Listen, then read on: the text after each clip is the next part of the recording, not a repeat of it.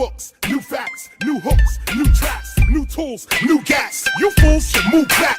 Original, boom bap, mystery school rap. Within the Pythagorean harmonics crowds, I move that. Who's that? The one that rocks this mic and 1,000 others. For further evidence, you can check this very album cover. I'm about to smother the ignorance out you motherfuckers. You sleeping on this teacher, let me get you out them covers. No time for sleeping, no joking, stay awoken. African drums still beat when the stick's broken. I'm floating, mind open, chakras glowing. I realize the all-seeing being is all-knowing. Heart clean, no interruption, chi flowing. From heaven we came from, so to heaven we going. We the first agriculturists, we reap what we sowing. Know who you are, not just what the TV's showing. I came to find you, we're the gods. I came to remind you, we're the gods. Don't let them blind you, we're the gods. The truth is inside you, we're the gods. Grow up, feed the needy, avoid the greedy. No one but us look like Akhenaten and Nefertiti. Not the painted bust of Nefertiti, but the Nefertiti on the temple wall seen by all in ancient graffiti. Heed me, 33 years ago, God freed me. Then she said she need me to spit the truth for her weekly, freely. Easy, open mics, now don't tease me. My face gets sweaty, palms get all greasy. I start flashing shit, all you see is feces. Written shit, spitting shit, KRS a different species. This boy beastie, he's slow and he's slow. That is the tempo, when you know, rappers come and go, always claim they run the show, till they feel that thunder blow, straight from the mother flow, gutter flow. They spit bullshit, I spit the other flow, but bullshit's a fertilizer, maybe to help these brothers grow, I don't know. I came to find you, we're the gods. I came to remind you, we're the gods. Don't let them blind you, we're the gods. The truth is inside you, we're the gods. Queen mother, wake up. King father, wake up. You sleeping on this teaching? It's you I gotta shake up. Wake 'em up, we the return of the Christ. Christ is not a man, it's a symbol of a community brought back to life. They got you looking for a red or white or blue savior, but here comes the black savior, Krishna, cat blazer. Tongue sharp like that razor, original rap flavor. I speak in general terms cause I'm that major. Still got the pager privately, don't lie to me. God is the Motorola mobilizing inside of me. My sheep know my voice and stay choice and they flock to me. When knowledge reigns supreme, ignorance you not gonna see. Unite with me, and I'll unite with you. Don't fight with me, and I won't fight with you. Establish law, that's what we gotta do. The future's depending on us, maybe this is not for you. I came to find you, we're the gods. I came to remind you, we're the gods. Don't let them blind you, we're the gods. The truth is inside you, we're the gods. Introduction to John Jackson's book, Introduction to African Civilizations.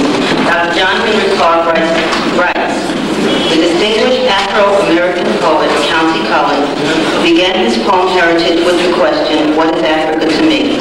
The new writers of African history must extend this question by asking, what is Africa to Africans and what is Africa to the world? Asking these questions emphasizes the need for a total re-examination of African history. In his more than 40 books, in his lectures, and in his dedication to telling the truth about African people, Dr. Clark has given us a solid foundation to build upon in our re-examination of African history. We, the Social Action Committee of the Compton Avenue Baptist Church, are honored to have as a guest lecturer this evening Dr. John Henrik Clark.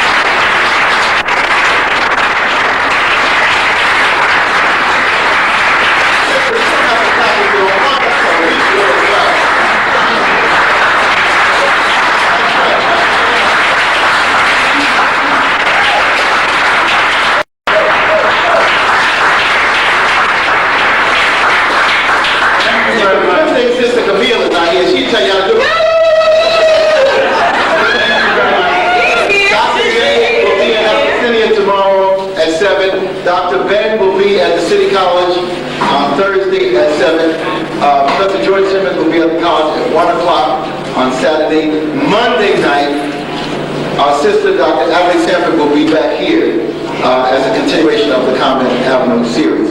And we have Booker plugged in sometime soon. Tuesday, Bethany. And Tuesday Bethany. at Bethany. Yeah, the fundraiser. Oh, fundraiser for Dr. J. Tuesday at Bethany. Yeah. Okay, John. All right, thank you very much. We have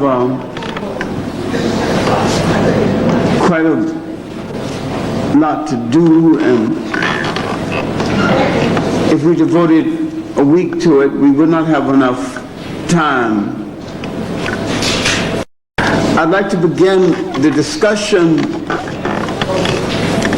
concerning black women in history by saying that the fact that we are discussing her separate from black men proves that discussion is out of order and we are outside of the cultural container of our original development. If we were within the culture container of our original development, we would not discuss her out of context with discussing the man. Because no more than we would discuss one half of a peach or one half of an orange without consideration of the other half. We're not talking about one thing dependent on the other thing. We're talking about something that balances the other thing and makes it whole. We're not talking about someone's better half. We're talking about the other half that gives balance and meaning to the other half to create a whole. We came out of a cultural incubator that said this, did not preach it, created no dogma around it, did not formalize it with a whole lot of literature, but wisely arrived at the conclusion in relationship to it and lived it out. Because we did not create massive literature around it, the assumption is we did not know it, but we knew it so well we did not have to proclaim it in dogma, in literature, and inasmuch as we were living it out, we understood that the role of the woman, while being different, was equal in importance, and there were times when the role of the woman and the role of the man was one and the same. There were times when we recognized the woman as the life giver. And then as the life giver, we recognize that role as being over and above something that man could do. And in turn, woman recognized the man as the planter of the seed and the carrier of the seed through which life emerged. But she fertilized the seed and nurtured it into a human being and shaped the human being. No one had to debate this. The debate over the role of women, the categories of man and woman, the creation of confusion about relationship between mother, father, mother, son, came out of Western sociology and psychiatry, mostly middle-class Jews of Central Europe. Because we do not look as well as we need to behind the history curtain, behind the slavery curtain. We forget that history is being interpreted hands of people who were from the beginning afraid of the woman in power. While the African was not only relaxed with her in power, permitted her to go as far as her mind could take her without feeling the slightest insecurity. But in a society of plenty, in a society where land was enough, water was enough, women was enough, he could feel secure. The European who imposed his will and created a literature containing a protracted rationale was afraid of woman in power, and so he created for his women the same kind of rationale to justify his domination over her as he created to justify his domination over non-European women. In other words, what has happened with the European everywhere he has gone in the world is a process that can crudely be called niggerization. Having reduced most of the world to the process and the status of niggerization, he reduced his women to the same status. Now, because the African did not have to do this, he had a different attitude. And the African today, in his relationship to women, has some of the same faults as the European he's imitating. In fact, the great drawback is the African with these faults. And the one in the Western world have added to these faults by being an imitator.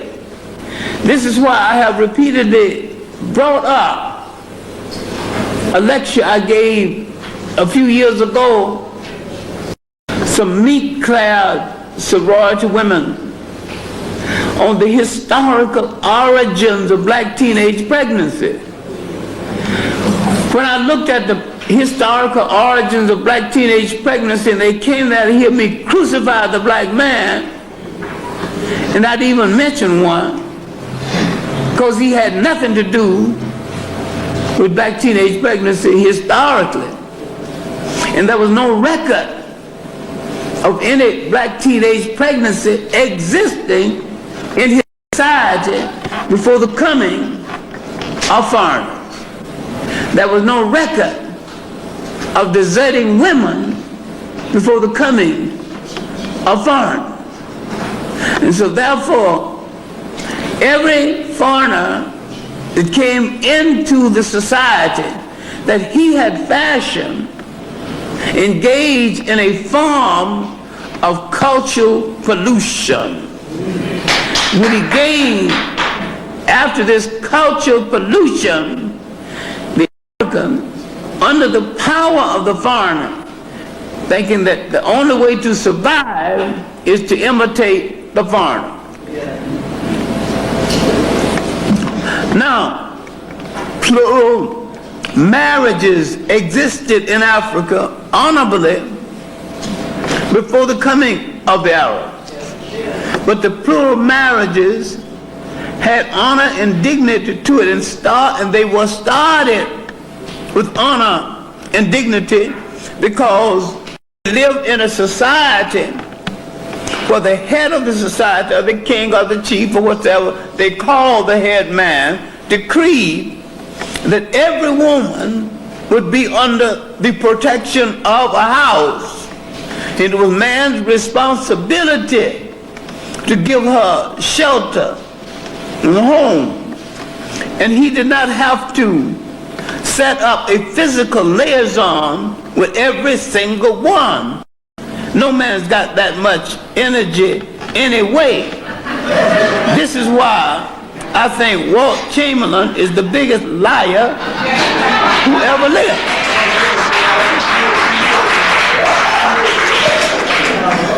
If you in one lifetime do, talking about 20,000, if you in one lifetime do full justice physically to 20, you are ahead of the game.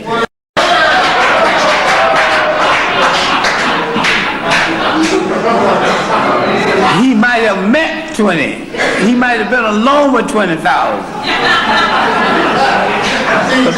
How many were satisfied? Now, because man's physical relationship was something private, personal, confidential, and discreet, it was not a public matter. Dogs meeting on the street don't close doors because they are of a breed that don't give a damn. And when you begin to parade that activity as a public matter and shout in the street, you're reducing it to the same status. When two human beings to themselves, away from the crowd, negotiating only with themselves, can be a beautiful thing of human relationship and human explosion if it's done with common sense, with each, with the knowledge, the fact that this beautiful thing has its dangers, and both have to take this into consideration and be able to handle the dangers. Now what I'm trying to do is to take the present and go back to the past, because we have guided so much on Europe and the characterization of the European man and his relationship with women. We have forgotten that he is no guide, because deep inside of himself he oppresses women because he is afraid of them in a position of authority. And long before he wore a shoe or lived in a house that had a window, we had not only proven that we had no fear of her in authority, we had put her in authority and made her a god. We had given her assignments that symbolizes our faith in her. When the goddess Nut was given the assignment to take down the sun at the end of the day, put it in her stomach, and in the morning, take it out and hang it back up again. That assignment went to a woman. You give her the assignment to light up the world. You trusted her to do that job. Otherwise, the world would be in darkness. Now, if we understand the beautiful symbols of respect that the African man had already given the woman before he became so entangled with this confused woman hater out of the icebox, then we start checking ourselves and realize the wife beater is not me. The wife deserter is not me. Those who impregnate teenagers and walk around away from them is not me. Because my culture did not produce that kind of character. And that kind of character is in existence and is doing a lot of harm. What then can we do about it? You cannot tell a black woman whose face has been slapped, You can't give her no damn lecture. She don't want to hear no lecture. She don't want to hear about the historical this and that. She's hyped. Now how do you get the here-ness and the now-ness across? And how do you build a society where this man will be held in check and instructed until it gets across to him that we are out to build a new society?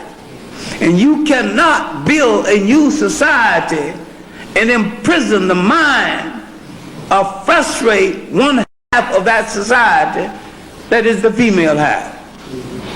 That does not mean you're going to let the woman rule over this society, run roughshod, disobey every rule in the society. She has the same obligation in the maintenance of the society as anyone else.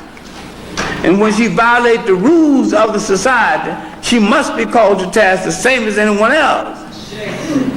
But she must not be looked at as the object of abuse. And you must realize that you have some responsibility to her. And when you touch her physically, and even if it's with her consent, both of you can either change the world through your actions or damage each other in such a way neither one will ever be cured. So it is a major responsibility when the two of you get together. And when two of you are taken out, destroy each other, you have destroyed 10 generations or more. Who knows? You produce 5 children, and those children in turn can marry and produce another generation. It might be generations indefinitely, because a man and a woman consists of a gene pool. So together they can set in motion a population that will extend beyond 10 generations. I think we need to seriously read Shekhinta Diop's essay on the matrilineal in the culture unity of Africa. Read it seriously, and don't read it in relationship to what you are seeing today, because what you are seeing today is madness created by women hating men who are not too sure of his manhood. Because of Hollywood, because of the mass media, because of the gangster movies and the cowboy movies and the creation of the Western heroes, most women, black, white, and otherwise, cannot distinguish between maleness and manhood.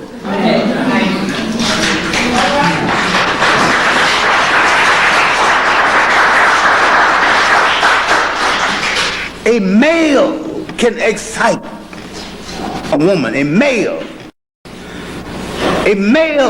can with job make a woman feel good. All you need is maleness. Nature endow you with that. But to be responsible, to be protective of her, and to take the consequences of the meeting requires manhood.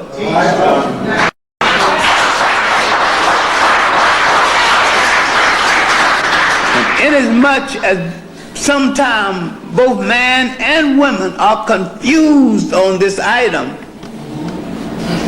we have to start learning something about that distinction.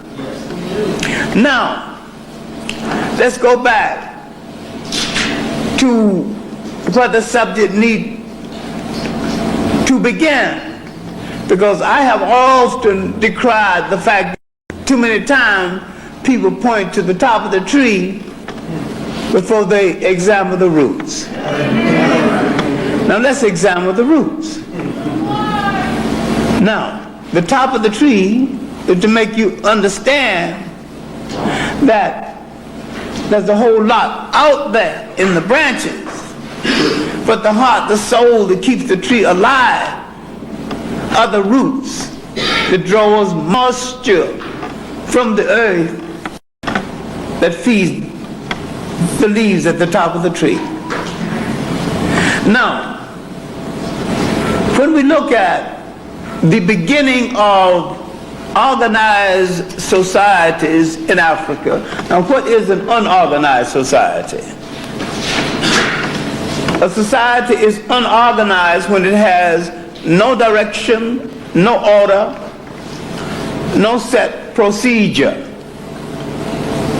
But once we pick it up at the point of organization, we see the beginning of a structure that will lead to the family.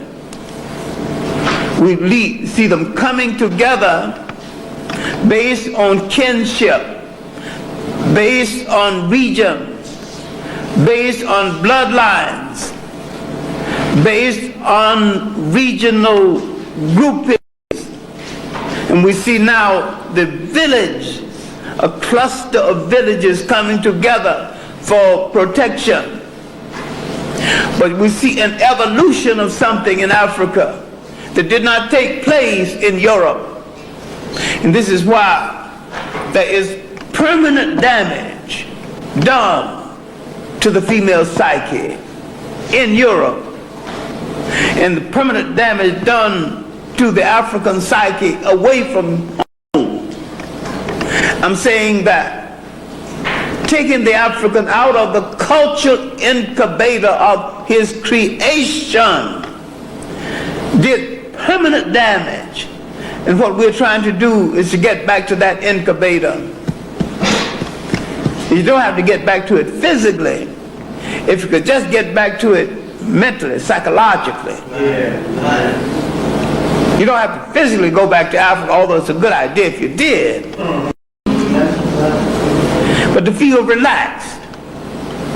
One summer I took a group to Africa, and at the end of the summer I set them down. I said, you notice all the children are smiling? No children are fighting each other, pulling over, pulling at anything. No child is stalking away, angry because some child mistreated them. And they are poor. Why are they smiling?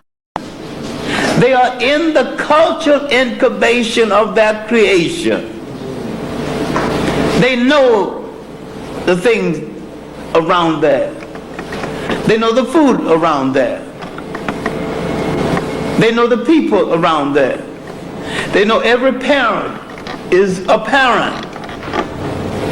They do not feel out of place and lonely.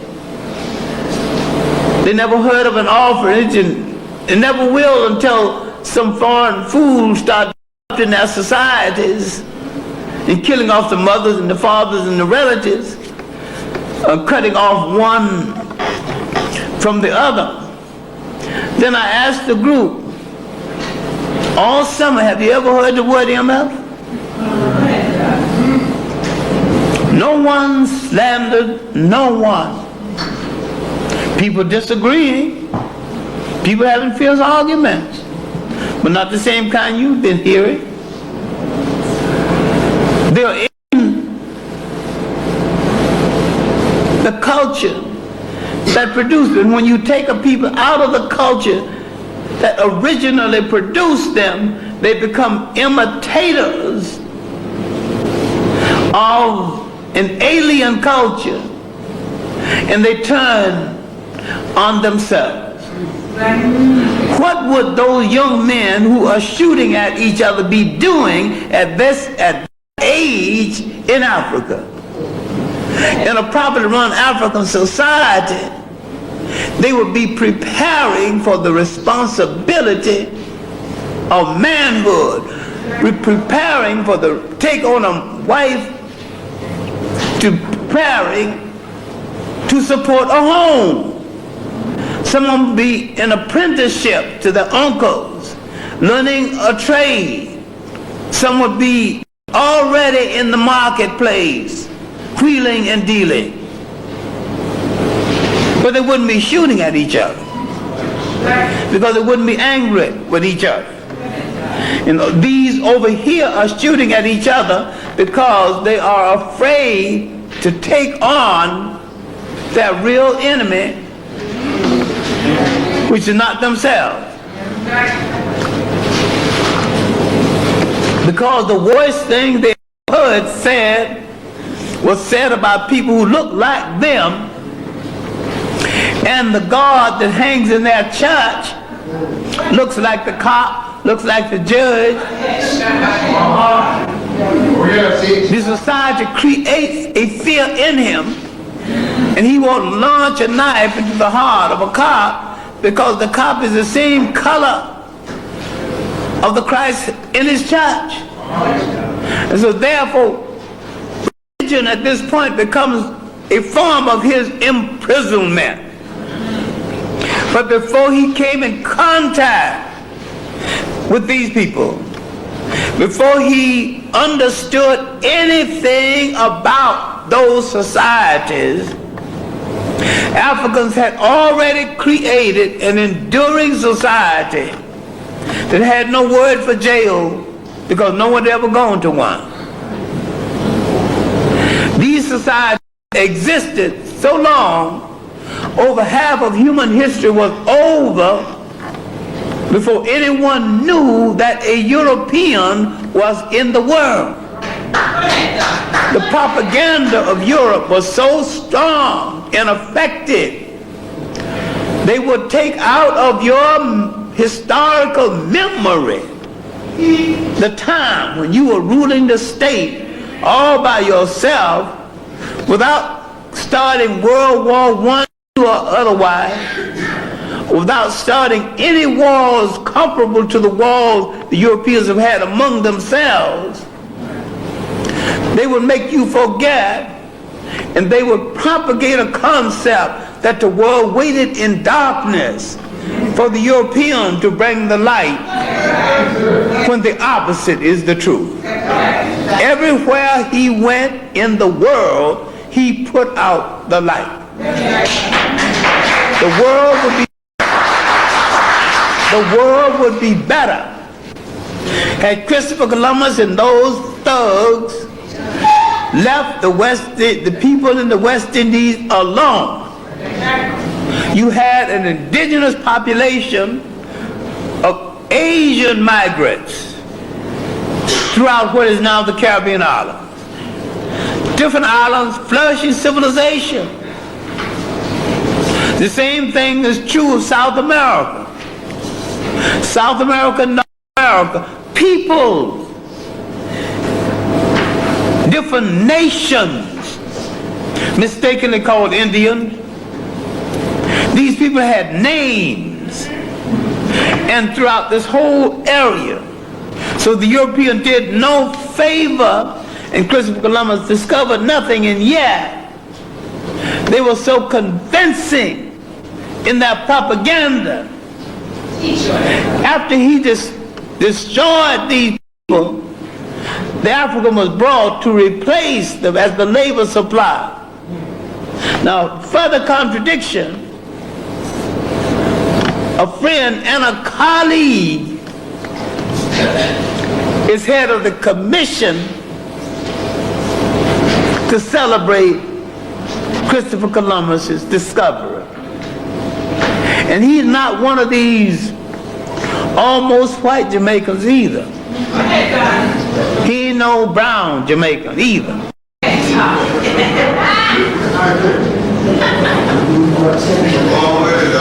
He is black. A very honorable man.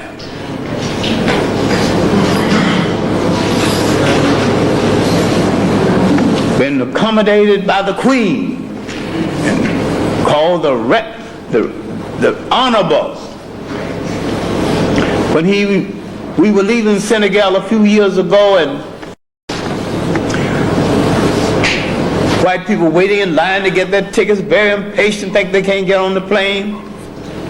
Rex Nettlefoot standing calmly behind the line talking to his friends, and when he got good and ready, walked past everybody, went to the top of the line, got his ticket, walked on the plane. Go ahead, stop. And white folks says, who is this man? How did he do it? What did he do? And we said, that is the Honorable Rex Nettlefoot. They said, how did he become honorable? And we said in unison, because we said so.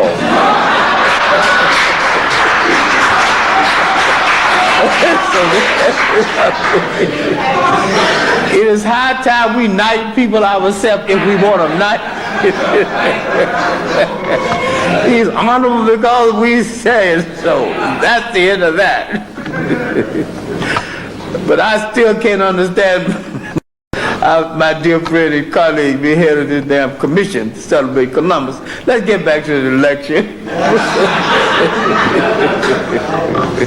I don't know. I don't understand Jamaica anyway.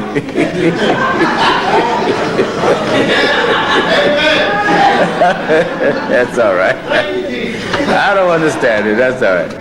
Now,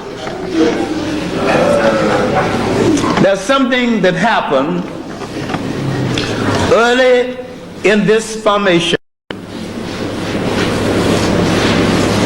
that gave the African woman not only an edge, but her early participation in these societies gave her some recognition in the society over and above that which other women got in their societies, because it was the forerunner in the domestication of plant life and animal life, and because she would go to the forests and find out what leaves and what oils, what herbs could cure a man and sustain him, he became rather dependent on her. She would tan the leather, which was part of his clothing. And so when Dr. Nichols gave us this beautiful example of what happened to the European woman 10,000 years ago, what happened to the African woman 10,000 years ago, I don't think we analyzed it too well. Because 10,000 years ago, if the European woman, if her man tells her to get out, she had to cop a plea. Because she get out, she's in the cold. And those other people are not going to take her in. The African man, the African woman, tropical climate, she's done so much for a man he wouldn't dare think about doing without her anyway. And he said, get out. She looked at me as a fool. Get out where? Who's going to take care of you? She had to cop a plea, and besides, even if she did get out, there's plenty of land, there's plenty of food, and she got 11 cousins and uncles, so she don't have to tremble. So from the very beginning, this society was structured to give her not an upper hand, but an even hand in her relationship. Now this continued to develop until monarchies, dynasties was created. And she would play a major role behind the scene, but she did not play a major role on the scene, because the Africans believed in a form of balance. You could not solely be a king, a god, without a goddess. You can't be a goddess without a god. Because the Africans saw man and woman balancing each other and couldn't see one without the other, now you can see why there was no misunderstanding and no gay or sadness in relationship to sex until foreigners came. What you gonna be confused about? You can look at the design of a woman, look at the design of a man, and understand they were literally designed so that certain things can fit. But man and man were designed that way.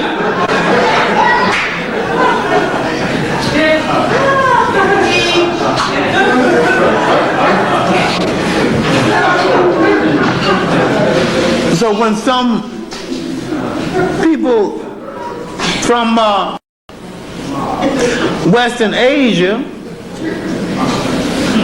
what you call the Middle East or Western Asia, before they built the Suez Canal, and for most of its existence, that was Northeast Africa. People keep asking, if you're born in that area, you know, we wasn't in Africa. Well, there was nothing separating you from that landmass. You could walk from one to the other, and the populations mixed until the Indo-Europeans began to come down into that area, to the Saracens, and all the human waste matter of Europe began to filter down there because they're looking for something to eat. People always move among us to improve their condition, then turn on us when they get strong enough. We feed them now. Once you get their belly full, they don't want just the food. They don't want just the shelter. They want everything now. And what I'm saying is that with the making of the dynastic period, the woman began to play a role behind the scene and many times on the scene. It was really not until the 18th dynasty, last part of the 17th, but in the 18th dynasty, she began to emerge as a figure of state. While in the 18th dynasty we have dealt with Hatshepsut, we have not dealt with almost Nefertari, who was an able queen and an able handler of power. Take into consideration, Europe has produced two great female handlers of power. You don't have to like either one of them because neither one of them were likable. Queen Elizabeth I of England and Margaret Thatcher.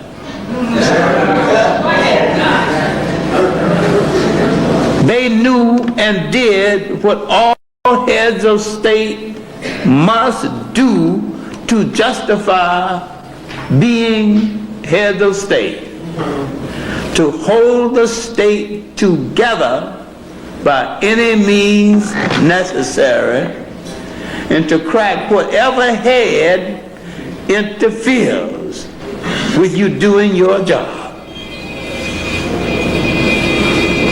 Elizabeth had to cut off the head of her ace lover, and all she asked for was an apology. He thought he couldn't obey a petticoat, and off went his head. Now, my point is, in looking at this 18th dynasty, almost Nefertari, but look at Hatshepsut on her way to head a state, hanging around her father, Thutmose I, learning the basics He's wounded in the wall that drove out the foreign rulers and the Hebrews. I'm using a word wrongly now because there are people in Hebrew faith of every color under the sun, and the European who claims monopoly over the faith might be a minority within the faith. But they claim monopoly over it anyway. There's no proof that Abraham and his flock belonged to this faith before they came into Egypt. And so if they left Egypt with the faith, left Egypt with the language, left Egypt with the culture, Egypt was the training ground and the proving ground of all that we know as Hebrew culture and Jewish culture. Now, Hatshepsut, on her way to power, was the messenger for her father, who said, after me, this girl should be trained to be Pharaoh, not queen. She had her supporters in court, and he had his. His wasn't as strong as he thought it was, so when he died, and she married Thutmose II, who didn't treat her so well, and she did not forget it. And after his death, she had to deal with Thutmose III. It was technically his turn to come to power.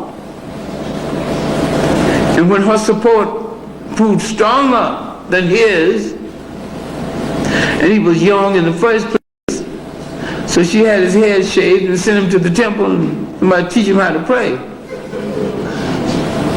But during the years of her reign, 21 or 31, depending on what book you're reading, she sent him on errands. She sent him to observe different things.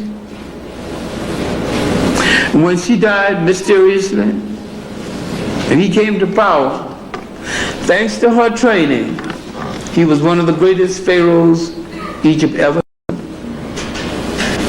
A warrior of the first class, conquering all of Western Asia, now mistakenly called the Middle East, consolidating the land to the south. And yet her name stands out as the first great female ruler in history where we have a good record. The records on Amos Nefertari is not that good. The records of the other great female warriors are sporadic and not that good. They could have been better, but we're talking about the records now. What did Hatshepsut do? She sat down south with his present-day Somalia, had her grandmother come on a state visit. The men of that day drew the picture, drew the grandmother sitting in state on deck. So no question about it. So she came from the south. What was Grandma doing way down in the south? Grandma lived there. Well, that's where the relative started from.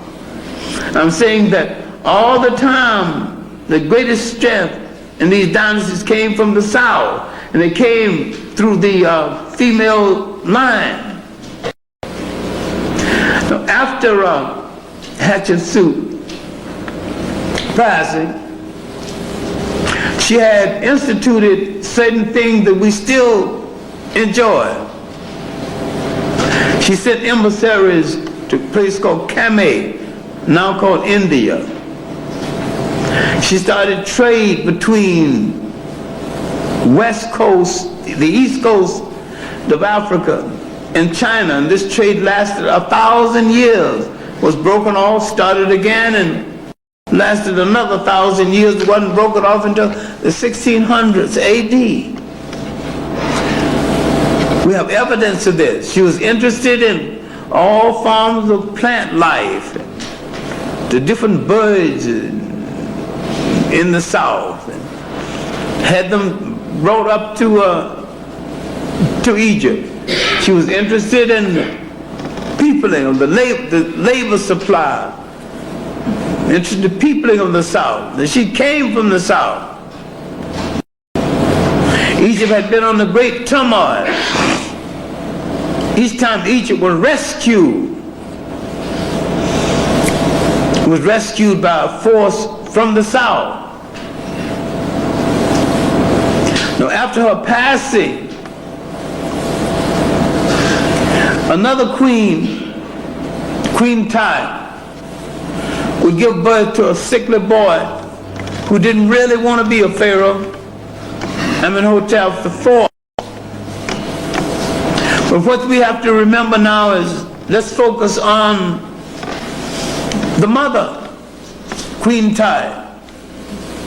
I've got myself into a lot of trouble by saying that Queen Tai, because her picture is so famous. She got that universal pouting mouth that you can see all over the African world sometimes. Ain't nobody can pout like a black woman when she want to pout. It's a work of art. She can send you all kinds of messages without saying a word. Just sit that lip a certain way and that eye a certain way, and that's a telegram. And you're going to get it too, one way or the other. Queen Tai, looking at her son, trying to bring a new force to Egypt, trying to bring a new concept to Egypt, getting rid of the corrupt priesthood of that day. And she didn't agree with this new religion or the new interpretation of it. And when some of the people, thinking they could solicit her against her son, came to her, and she let it be known that she did not agree with her son's religion. She did not agree with the rapid way he was changing Egypt. But she let it be known, I am his mother. He is flesh of my flesh, blood of my blood. And if you touch this precious fruit of my womb, I bring all the forces of heaven and hell down upon you. That was a mother. I personally have disagreements, but I will not join you in harming him in any way, because I'm his mother. But as his mother, I have a right to criticize him. I have a right to disagree with him. So I disagree as a mother, you disagree as an enemy. And she made there's a clear distinction. I will not join his enemies. And she did not. Maybe of the three great women of that 18th dynasty, she's the most neglected, overshadowed by Hatshepsut, overshadowed again by a half-Asian woman called Nefertiti, who we probably haven't seen anyway, because the picture you know of Nefertiti is a Greek fake. There's no definite proof that she was Asian. The assumption is she's Asian. Now, the point here is that the woman was playing a major role is the head of state. Nefertiti did serve in partnership with her husband. Her husband, Akhenaten Amenhotep IV, he was homely by almost any standards.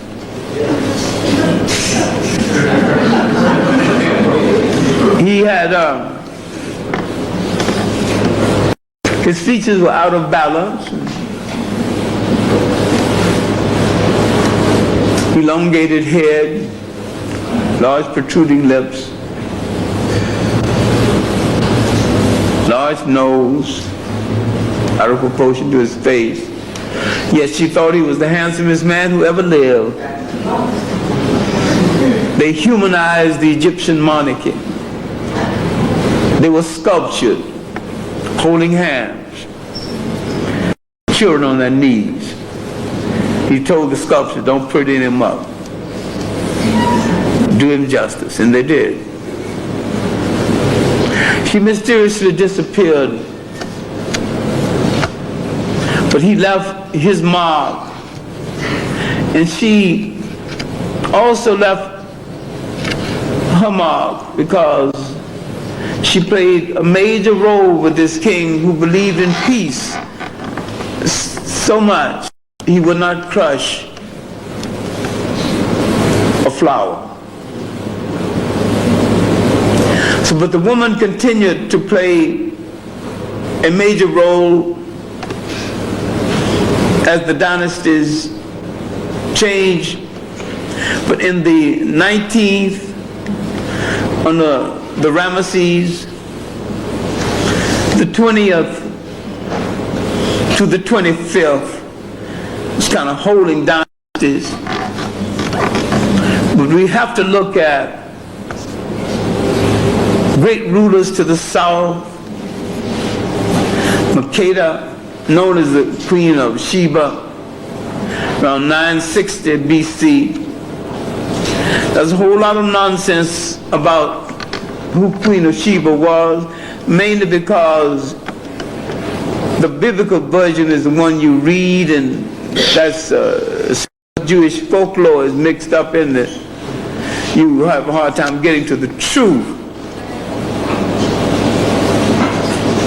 And you mix the story of King Solomon with it, and she becomes incidental. I don't particularly like this story of King Solomon, nor do I like King Solomon, nor do I believe he was wise. Nor do I believe he was a gentleman. But if you read the real story beyond the propaganda and the Hollywood myth, she emerged at a time when a group of people were trying to put together a kingdom called Judea. They had taken this piece of property because a God called Yahweh told them to do. That's their land. Now this who gave them their land was soon discarded, and not a single Jew on the face of the earth, black or white, worships Yahweh today. You got some misguided African Christians worshiping Yahweh. We're in such a God that's different from the Christian God, which is the most natural thing you can do, in as much as the Christians are your enslavers. We should search for one different from Islam then, because they are also big enslavers. If you're trying to find a God where the people are not your enslavers, then you wouldn't belong to any form of organized religion. Because all forms of organized religion has been your enslaver one way or the other, mentally or physically, but one way or the other. Let's look at Makeda just for a little while. Let's look at her without the romanticism of Cecil B. DeMille in Hollywood. She was the Queen of Sheba, but the Empress of Aksum. She's the queen of one region, but there was a larger region that she still had influence over, which made her an empress. Aksum was part of present-day Ethiopia. That was her literal headquarters. Let's take the real historical reason for her visit to Solomon. Solomon had been supplied with a special kind of reddish gold from Ethiopia he was using for decorations. The Ethiopian trade commissar at the time was named Tamaran. Solomon keep giving Tamaran some wise saying instead of paying Ethiopian money. Tamaran goes to his queen and asks the queen, can you go and collect the money that's owed Ethiopia? And he said, incidentally, when you're there, check out his wisdom. The incidental becomes a part of history, and the real reason for the visit got lost. Now, Solomon invites her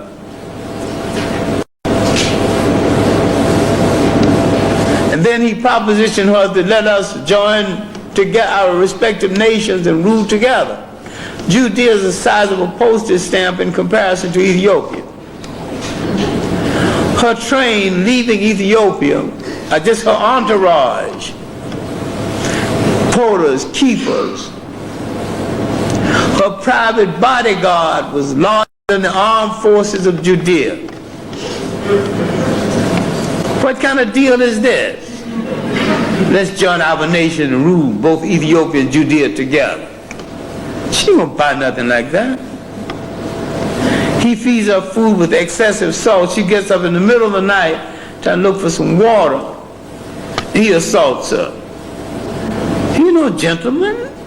He ain't dealing with no scrub woman. He's dealing with the most powerful woman of the age of whose country is 30 times the size of Judea. That means he got no respect for her.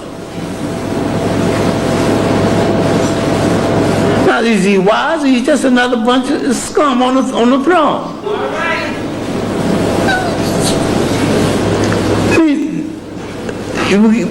When you call a man wise, you got to show some wise thing he did. You got two women came before him arguing about whose child, who belonged to. He give them a sword to cut the child in half. Ain't nothing wise. That's stupid.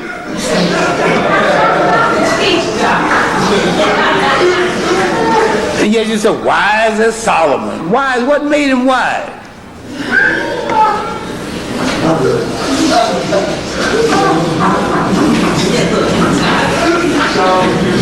From this assault on her, it was rape.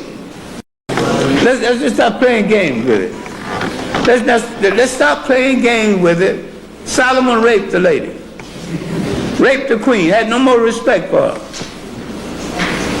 To come to his house, all the way from Ethiopia, bringing gifts as it was the custom, and get raped. Out of this rape came a son, Menelik the first of Ethiopia.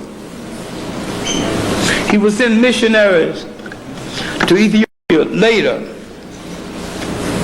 And that was from that part of Western Asia, there would not only be a string of people converting people to Judaism, but there would be a string later converting them to Islam. This accounts for the Falashi, the Bet Israel, the large Ethiopian Jewish population, and the large Muslim population in Ethiopia. She would not fade from history because she became a great mystery, but this woman was a fine head of state, and she needs to be studied with some great degree of seriousness and respect. She would never have said, I'm black but comely, you daughters of Jerusalem. He wouldn't have said it either. At this juncture in history, no one about color, no one apologized. Because some contemporary person is projecting something into the past that wasn't there and logically would not have been there. The finest thing you can say about the Jewish people, they are great record keepers. Another thing you must also say that they are great record changers when it comes to that convenience to do so.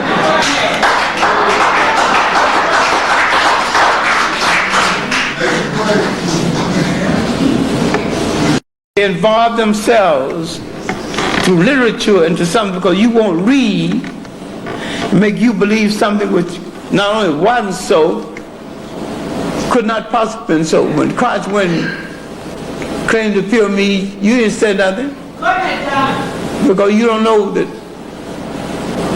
It's very simple. When Abraham entered Egypt in the 13th dynastic period, all the pyramids were built between the 3rd and the 7th dynastic period. In fact, they've been built 1,000 years before they got there.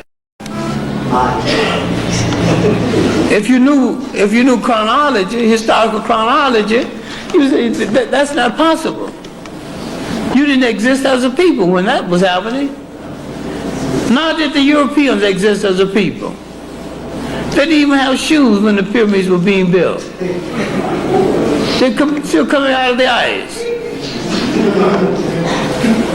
Well, all right. Egypt's influence in the north, in the south, began to wane. Castor Pianki Taharqa went up and conquered Egypt. And what was the main cry? That they had to adhere to the laws of Maya. Can you imagine now? Fighting a war, conquering Egypt, showing Egypt how to be a nation one more time, taking her for her last walk in the sun, and basing their claim on the teaching of one of the last of the great female gods.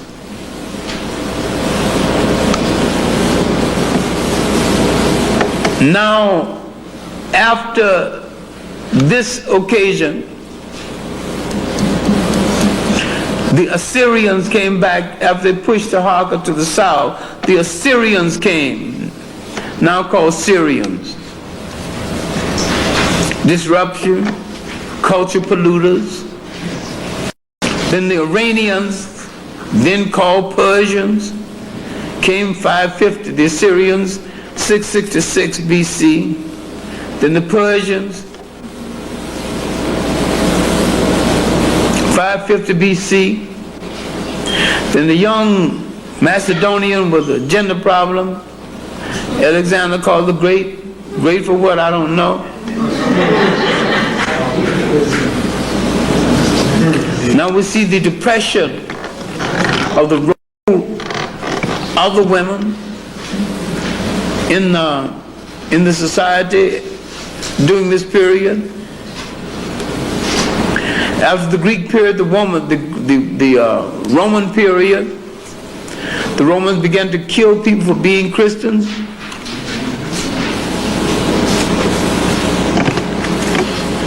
Finally, so many Romans joined the Christian church, they stopped the show and joined it. The team made Christianity the official religion of the Eastern Roman Empire. Then they began to fight among themselves, and a little known war occurred that history has forgotten. A war between the Romans and the African Christians for control of the church. For no matter what the European is on the face of the earth, he wants to control. You better get this through your skull. Communism fell over one weekend. All the fight, all the FBI, all the CIA, all this thing, stop this old big boogaboo called communism. It was a sham. It's like the sham between the Democratic Party and the Republican Party. There's only one party, the white party.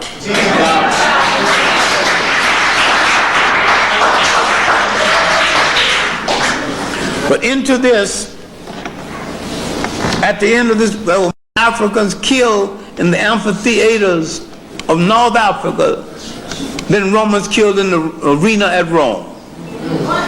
No one wrote any romantic literature about this, but they wrote the romantic literature about the arena in Rome, and Cecil B. DeMille made several spectacular movies about that.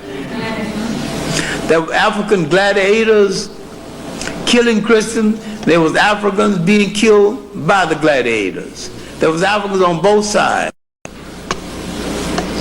Color wasn't a factor of consequence in the Roman Empire. But during this early formative period of Christianity, a woman emerged in North Africa that the world has chosen to forget, Hypatia. Because she was so powerful, they paint her as a Greek. She wasn't a Greek. And I checked this out with several people, including Beatrice Lumpkin, who's a specialist on women in history, especially women in mathematics, because she's a mathematician at Malcolm X University in Chicago. And she said that no Greek woman held a position of this caliber at this time in history. She opened up an academy. Her father was a mathematician, and she opened up an academy teaching the basics of Christianity. She is the originator of what we now know as the Sunday school. There's some work on her in North African, in a book called North African Prelude. I had reason to check this out recently when writing an introduction to a book called The Arab Conquest of Egypt. Another one, A Short History of North Africa, and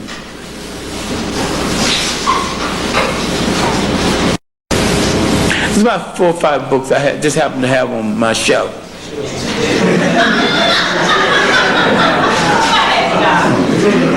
But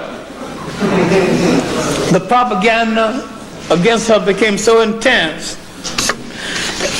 her influence became so widespread, a Roman zealot called Peter the Reader. Why did they call him Peter the Reader?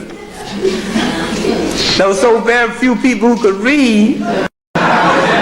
If you could read, you were outstanding. Led a mob into her academy, killed her, raped her. They scraped the flesh from her bones, threw it in the sea, burned her academy. And thus died Hypatia. Her life is begging for a biographer who would do it justice. But this is the kind of information I've been digging up and living with, and I put down as much as I can. I was running like a house of fire, you know, thinking I could change the whole world before I leave. Faith interceded and let me know what I was trying to forget. I'm human like all the rest of you. And I'm a little less than God. Although I would appreciate some of his awesome power if he could spare it. Now, in the period after the beginning of the Christian faith, I would say that Hypatia was maybe the most outstanding of the women. But the last woman of note, but not the last, are the greatest. In the closing years before the advent of Christianity was Cleopatra II, the seventh. There were 8 Cleopatras now. Cleopatra Bernice, her daughter, who married a Roman, who was then ruler of now Mauritania. Cleopatra the seventh, and everybody's arguing about it. Snowden has denounced me all over the country for saying that she was white. And She was black. I did not say that. I said up until recent times, every time someone depicted her on the stage and in the movies, it's a white actor with brown makeup and a nappy wig. And Claudette Colbert in 1932 played her for the first time as a pure white woman. After that, there's been a whole lot of Cleopatra, redheads, blondes, and everything. Then, looking at the situation, looking at Cleopatra, I said she still needs to be recognized as an African woman. She had African commitment. She used her charms, her political skills to manipulate both Caesar and Mark Antony and keep the worst aspect of Roman rule from the backs of the Africans. This manipulation, starting as a teenager, was skillful and well done, and was done in Africa's behalf. And I'm saying you cannot, even if she had a Persian mother and a Greek father, even if she didn't have any African blood, and I'm not too sure about the Persian mother they've assigned to her. I think she had an African father, had an African mother and a Greek father. A bunch of Greek generals named Sesostris changed their name to Ptolemy so they can sound African. But the important thing is that she knew Solomon, she knew that Mark Antony had no chance of taking that scrub Egyptian army and taking on that mighty Roman army. And she warned him against it, yet he still, for his beloved Cleopatra, he took that chance. And Mark Antony's brother-in-law, Octavius, who's going to become Caesar Augusta, came into Egypt and told him, if you don't come home and do Roman work, you won't be a Roman citizen. And that's the man who was going to meet him on the field of battle, because he was married to Octavius' sister, and he had deserted her the night of the wedding, hadn't even concluded the deal by spending a whole night. Here 3 years later, and 2 babies by Cleopatra, he's meeting her faithful brother-in-law, who's not too pleased by way he treated his sister. Now you can see the bitterness. In his death agony, Mark Antony discovered that Cleopatra had tricked him. She spread rumor that she was dead. She is dead. She was dead. And when he heard that she was dead, then he began to commit suicide. He learned that she wasn't dead after the second plunge of the knife into his stomach.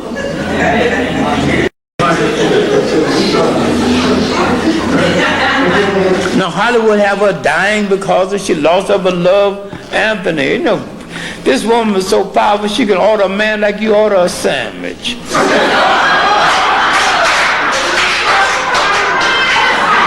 Send me another one.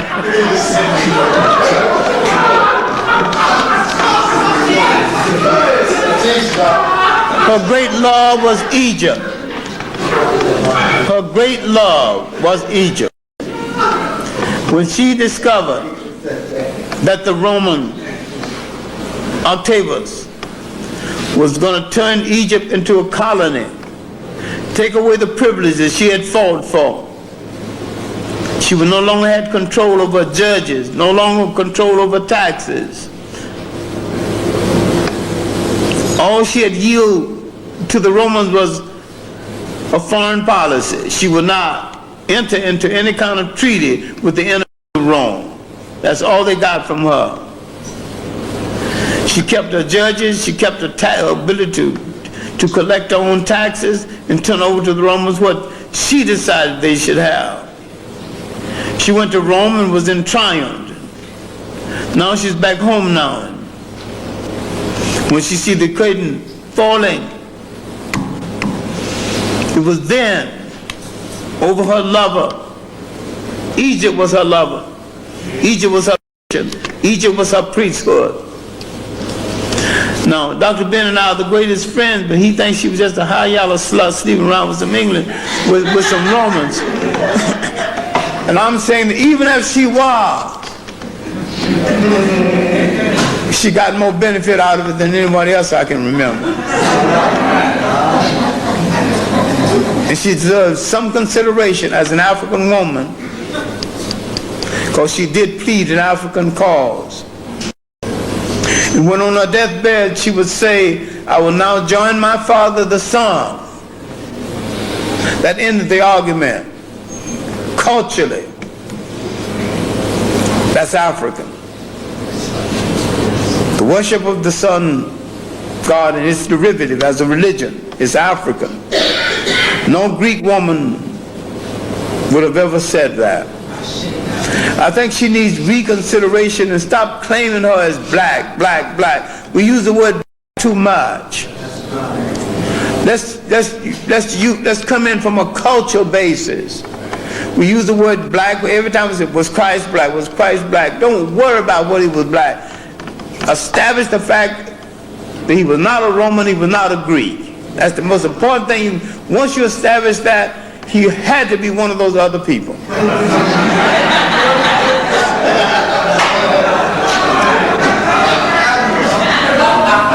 So he's non-white. If somebody else want to argue about the shade, you got other things to do. So I'm busy right now. So you look at people in that cultured incubator. Now, an Italian is a brunette and a Swede is a blonde. Now you going to argue which one is more European than the other? I've seen some Italians that look like Uncle Willie.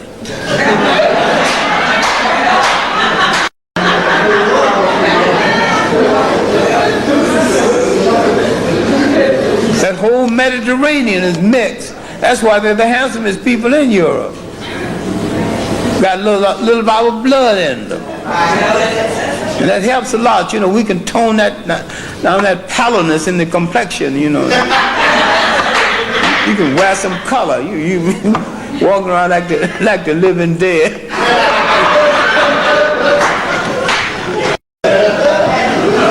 We will lighten up the situation. Now I'm about to conclude because I shouldn't have taken on anything this big. I will come another day and devote the greater interest to great women of the 19th and 20th century and do justice to it. But I had planned the notes in my mind. Now that I don't write anymore, I just sit and think about what I'm going to say for an hour or so, and that's my way of substitute for my extensive reading, because I've already done the reading down through the years anyway. And I just go back and sometimes read some older notes and check some new things that come into the house. There's an excellent book on the struggle of women in Southern Africa, and Beatrice Lumpkins has done some good work on African women in mathematics, and there's Claudia Solowski has done also some works on women in mathematics, but most deal with the West African contingent. I had planned to do an appraisal of Zenobia, her influence in Asia,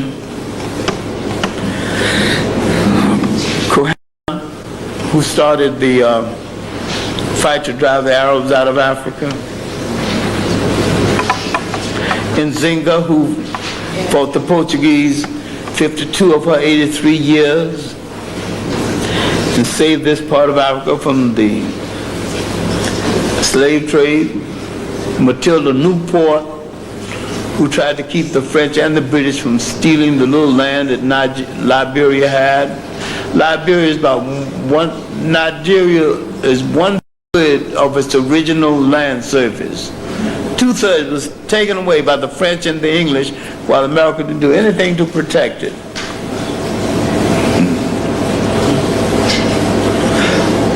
I was going to do something on the women in the Zulu wars, and I was going to end with Sertima, who led the last Ashanti war, and deal with African women in the 20th century, especially those in the struggle in South Africa, deal with Chaka's mother, Nainda, and deal with one of the great women warriors of Africa, forgotten now, Nihanda from Zimbabwe, who fought the British so well, so many years, and was spitting in their face as they were hanging her. She was spitting in their face. Never gave up, never stopped fighting. Putting a noose on her neck, she's spitting in the face of the people trying to put a noose on her. They hung her, but they hung a good one. We have to remember all of this. All of these people of courage did not die in vain, and we must tell our children. About 3 weeks ago in Japan, going into a hall where I was going to give a banquet address, someone met me at the door. Young man, all tuxedoed down with his staff, and he introduced me. Told the staff I was his original teacher, that I also was instrumental in getting him to teach in Cornell. He appreciated, the fact that he could teach in the same school with his teacher, who was instrumental in getting him there. So I'm just flippant, glad to see him, of course. I said, well, but what the hell are you doing in Japan? And she handed me his business card and smiled and said, I'm now Zimbabwean ambassador to Japan. I said, well, all these years from sharecroppers farm in the backwoods of Alabama, and the lives I've touched and the students I've turned out, and those doing good work, and most of them, it's been worth the trip. I may not finish my book on the black woman as a figure in world history. Now I'm going to do the African woman as a figure in world history first. Then I'm going to do the woman in the diaspora second, because I'm going to finish my novel this summer, and I've done about 3 books of short stories. I hope to edit one of those this summer, and I'm finishing my second theoretical book, Condition Reflex, The Dilemma of the Africans Away from Home. And I've been reading textbooks, and a lot of my old books, people are asking me to come out again, so I'll have my hands full. But one of the main reasons I became interested in this question of the black female in power is that I had 3 female deities in my life: my mother, my great-grandmother, and my 5th grade teacher. And I understood something about them that most men don't seem to understand today. But if the woman pull out of our churches, some of them will have to close their doors, pull out some of our lodges, because they're the service unit. They're not taking away man's prerogative, not taking away his manhood. They're buying him time to be a man and to be a better one.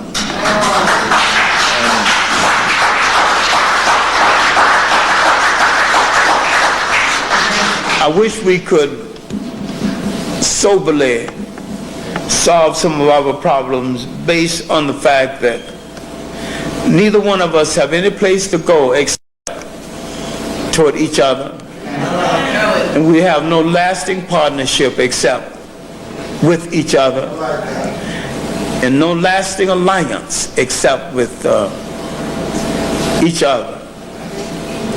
I hope I live long enough to see there be no woman problem or man problem, be the collective problem of both of us, and one will not outweigh the other, but we would affect a blend between us. And the problem is collective. The problem is neither women or man. There's a problem of bringing that family back together again. And we have done some beautiful things in cooperation, one to the other, and we gave the world its first humanity, cooperating one to the other, and we should at least entertain the idea that there's a possibility that what we've done before we can do again. So thanks for inviting me tonight.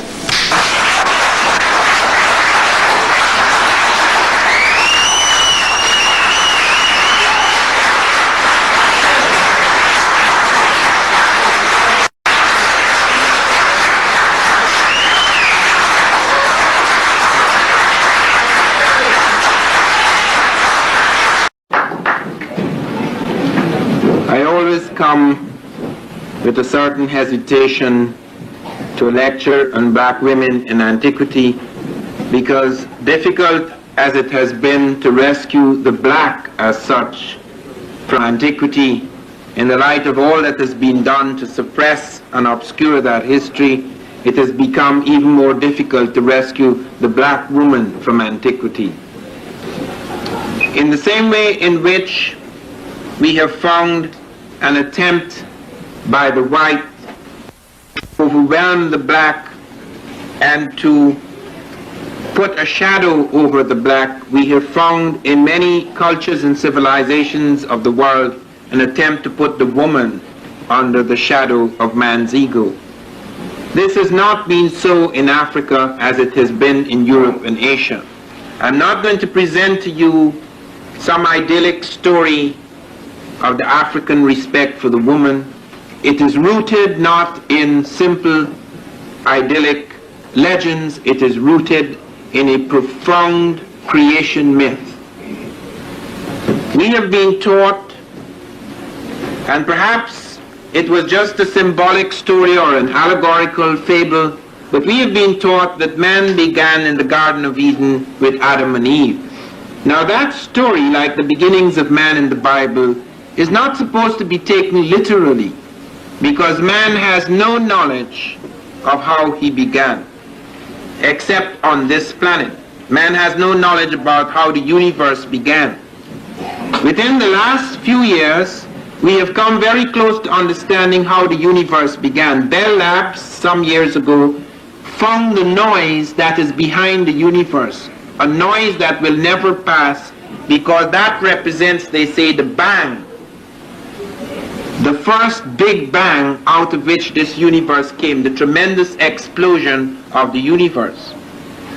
But the more we look at the universe, the more we become aware of its extraordinary complexity and its extraordinary size. Last week, it was discovered, in fact, that we have only observed or have only intuited 1/10 of the mass in the universe. However, in spite of the mystery and the magic that still surrounds us, one thing we are very clear about now: we do know how man came on this planet, and we do know beyond the shadow of a doubt that that first man was African. And we do know now something further which is far more important, and that is that all creatures now living on the earth that are called Homo sapiens sapiens come from a black woman of about 120 to 140,000 years ago. Just a few years ago, this was not known. This is very, very recent. We have known for a long time that humankind, man and woman, was born in Africa. That does not mean a thing. apes were born in Africa too. So that by itself meant absolutely nothing. What we have recently discovered is far, far more important. What they have discovered is that not only the first man and woman was born in Africa, but the last man, the last stage of man and woman was born in Africa. There are 6 stages in the development of humankind, and if I use the term man, forgive me, it is not sexist, it's a habit. There are 6 stages in the development of man, and it was assumed that man came out of Africa at a very primitive, low-level stage, and then he evolved the highest stage in Europe and Asia. So that when I was going to university, if it were ever raised that man was born in Africa, my professor, whether he was in Europe or America, would say, fine, we all know that, we all accept that, but that doesn't mean that they're equal. All it means is that man came out at a very crude, incomplete stage, black, yes, but then he emerged into higher refined white type, which developed civilization and then brought it back to the unfortunate benighted barbarians in Africa. So that the fact that man was born in Africa was not anything of lasting significance. Then came an extraordinary study which was only published about 1.5 years ago. Oxford, of all places, Oxford, one of the most conservative universities in the world, one of the first universities in Europe, published a study from 11 doctors which claimed with scientific precision that there was now no doubt that the African provided the founding population of the modern world. In other words, the last man on earth. The final stage of man, the most evolved stage of man, carrying the brain case of modern man with the size and convolutions of the brain of modern man, was an African. And since then, studies have come out of Hawaii, studies have come out of California, which shows that a black woman mothered all people on the planet at this time. And they have been able to trace it through blood studies, DNA, analysis of DNA polymorphisms, and they could show you that the black woman carries everything no other woman does. She carries every element. There is a certain stage at which there's a break off, and one of those elements is just resides in her. It doesn't reside in other people. It doesn't make them inferior, but it makes it quite clear that they are branches, mutations, extensions of that central woman. Hence the myth we have in the Bible, and we are not attacking the Bible, because you have to understand it was necessary for the early patriarchs who wrote the Bible. And the Bible is full of truth, historical truth. Do not dismiss it. But it was necessary for the early patriarchs who had no idea of what had happened, who had no idea about beginnings, and who assumed that their theories and assumptions came to them from God above. It was only natural for them to assume, since they were in charge and they were male, that God created the male first, and then he took a rib out of the complex male and made woman. Woman, in fact, is physiologically more complex than the male. Hence, women cannot come out of men. Eve cannot come out of Adam. Only Adam can come out of Eve. The Africans did not have that absurd theory of events. The Africans had created the myth of Isis and Osiris. Isis and Osiris, unlike Adam and Eve, gives you a vision of the completeness of the human through the equality of the male and the female. God is not a man. God is not a woman. God comprises both. And the strange story of Isis, the great black goddess searching for Osiris, the great black god, is that you find that Set which became the prototype for Satan.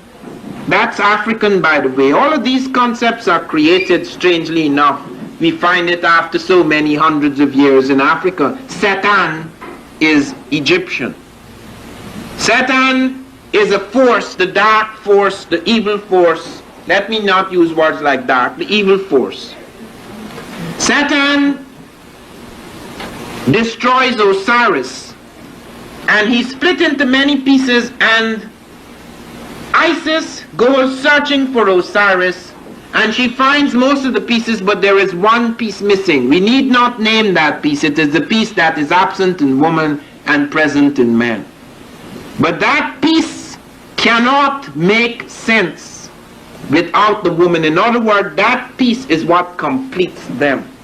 So that it is not as if you have the great male god and the inferior female god. She becomes the sister, the wife, the mother.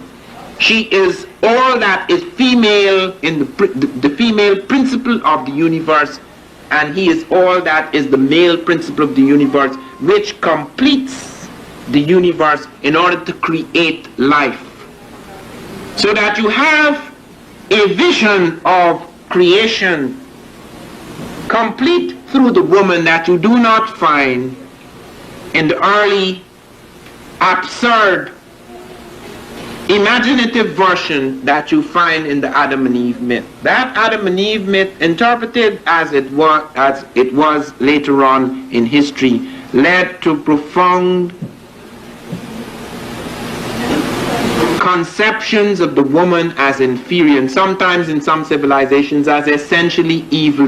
So she's supposed to be the great seductress, the weaker kind, etc. This was not the case in the African mythology. So that you already had a divine myth which gave a basis. It was a sort of bedrock for a reality that could give the woman greater freedom and power. It is not an accident, therefore, that many of the goddesses of the Europeans were black. They could have chosen their own women, they chose some of their own women, but the most important goddesses were black. Not just for the African now, in the civilization of the Greek. The Greek was so profoundly affected by the Africans that the goddess of chastity was a black woman, Artemis. The goddess of wisdom was a black woman, Minerva. The goddess of beauty was a black woman, Diana. And many of their great mythological figures which were critical to the vision of history, the history of the Greeks in the Odyssey, the woman who draws, who has the power to draw Odysseus and all his crew into her, is Circe, who is represented as a black woman with African features on the Greek vases. The woman who helps Jason win the golden fleece is a black woman, Medea. The woman who marries Perseus, the Greek hero, is a black woman, Andromeda. If you see them represented in Hollywood, they're all white.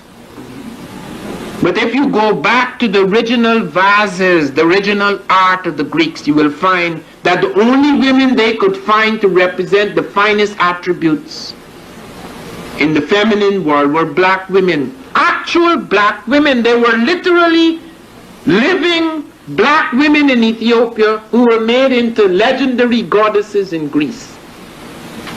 That first invasion of Africa by Europe was not an invasion like the invasions that occurred later. The European was startled by the advances of the African.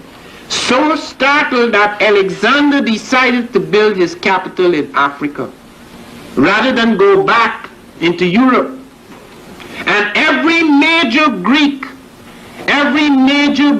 thinker, Thales of Miletus, Democritus, Pythagoras, Eudoxus, Anaximander, Anaximenes, Heraclitus, they all came down. Plato, all of them came into Egypt. And those who did not come claimed they came because it was so prestigious. And they therefore saw women differently. In this new edition of Black Women in Antiquity, there is a remarkable woman called Hypatia. For a long time we thought she was a Greek woman, until Beatrice Lumpkin, doing studies in the rights of women in ancient Greece, found that black women had power and freedoms that the white woman was not allowed. The Greek woman could not head a department in a university, but she could in Egypt. She could not pursue a scientific pursuit without a companion or someone in charge of her. It was possible in Egypt, so that when she studied Hypatia and the freedoms Hypatia had and the kind of work she was doing, it was easy to come to the conclusion no Greek woman at the time was allowed those opportunities. And in that Alexandrian world where you have a mix later of the Greek and the African, you find the African woman has certain advantages that the Greek woman does not have and was not to have for a long time to come.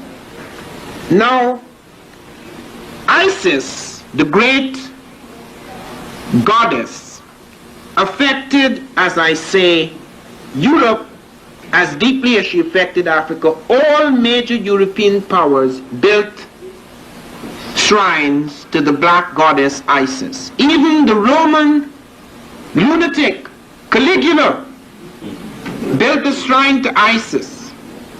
Out in the British Isles we find shrines to Isis. That was the beginning of the Black Madonna.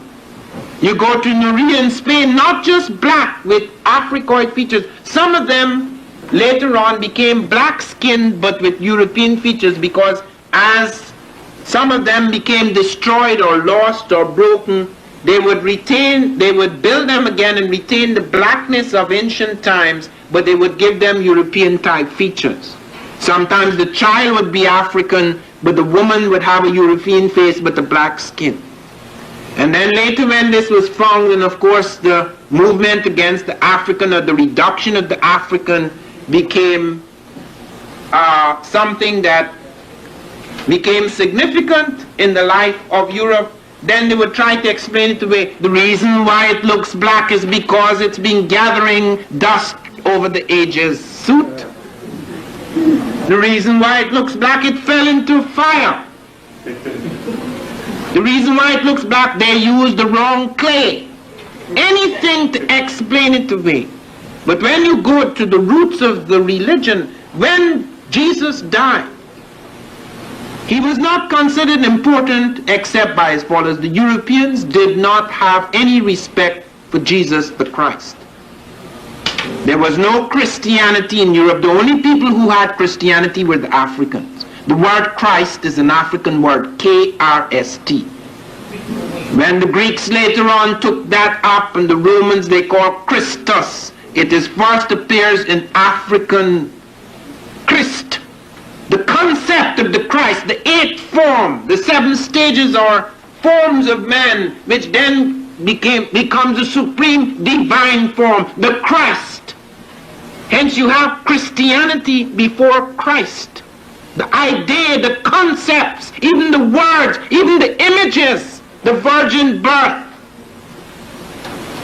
The three kings, those are Egyptian ideas. Those were the three great stars in the firmament, the three kings, which then became the three powers on earth that came to worship the divine form.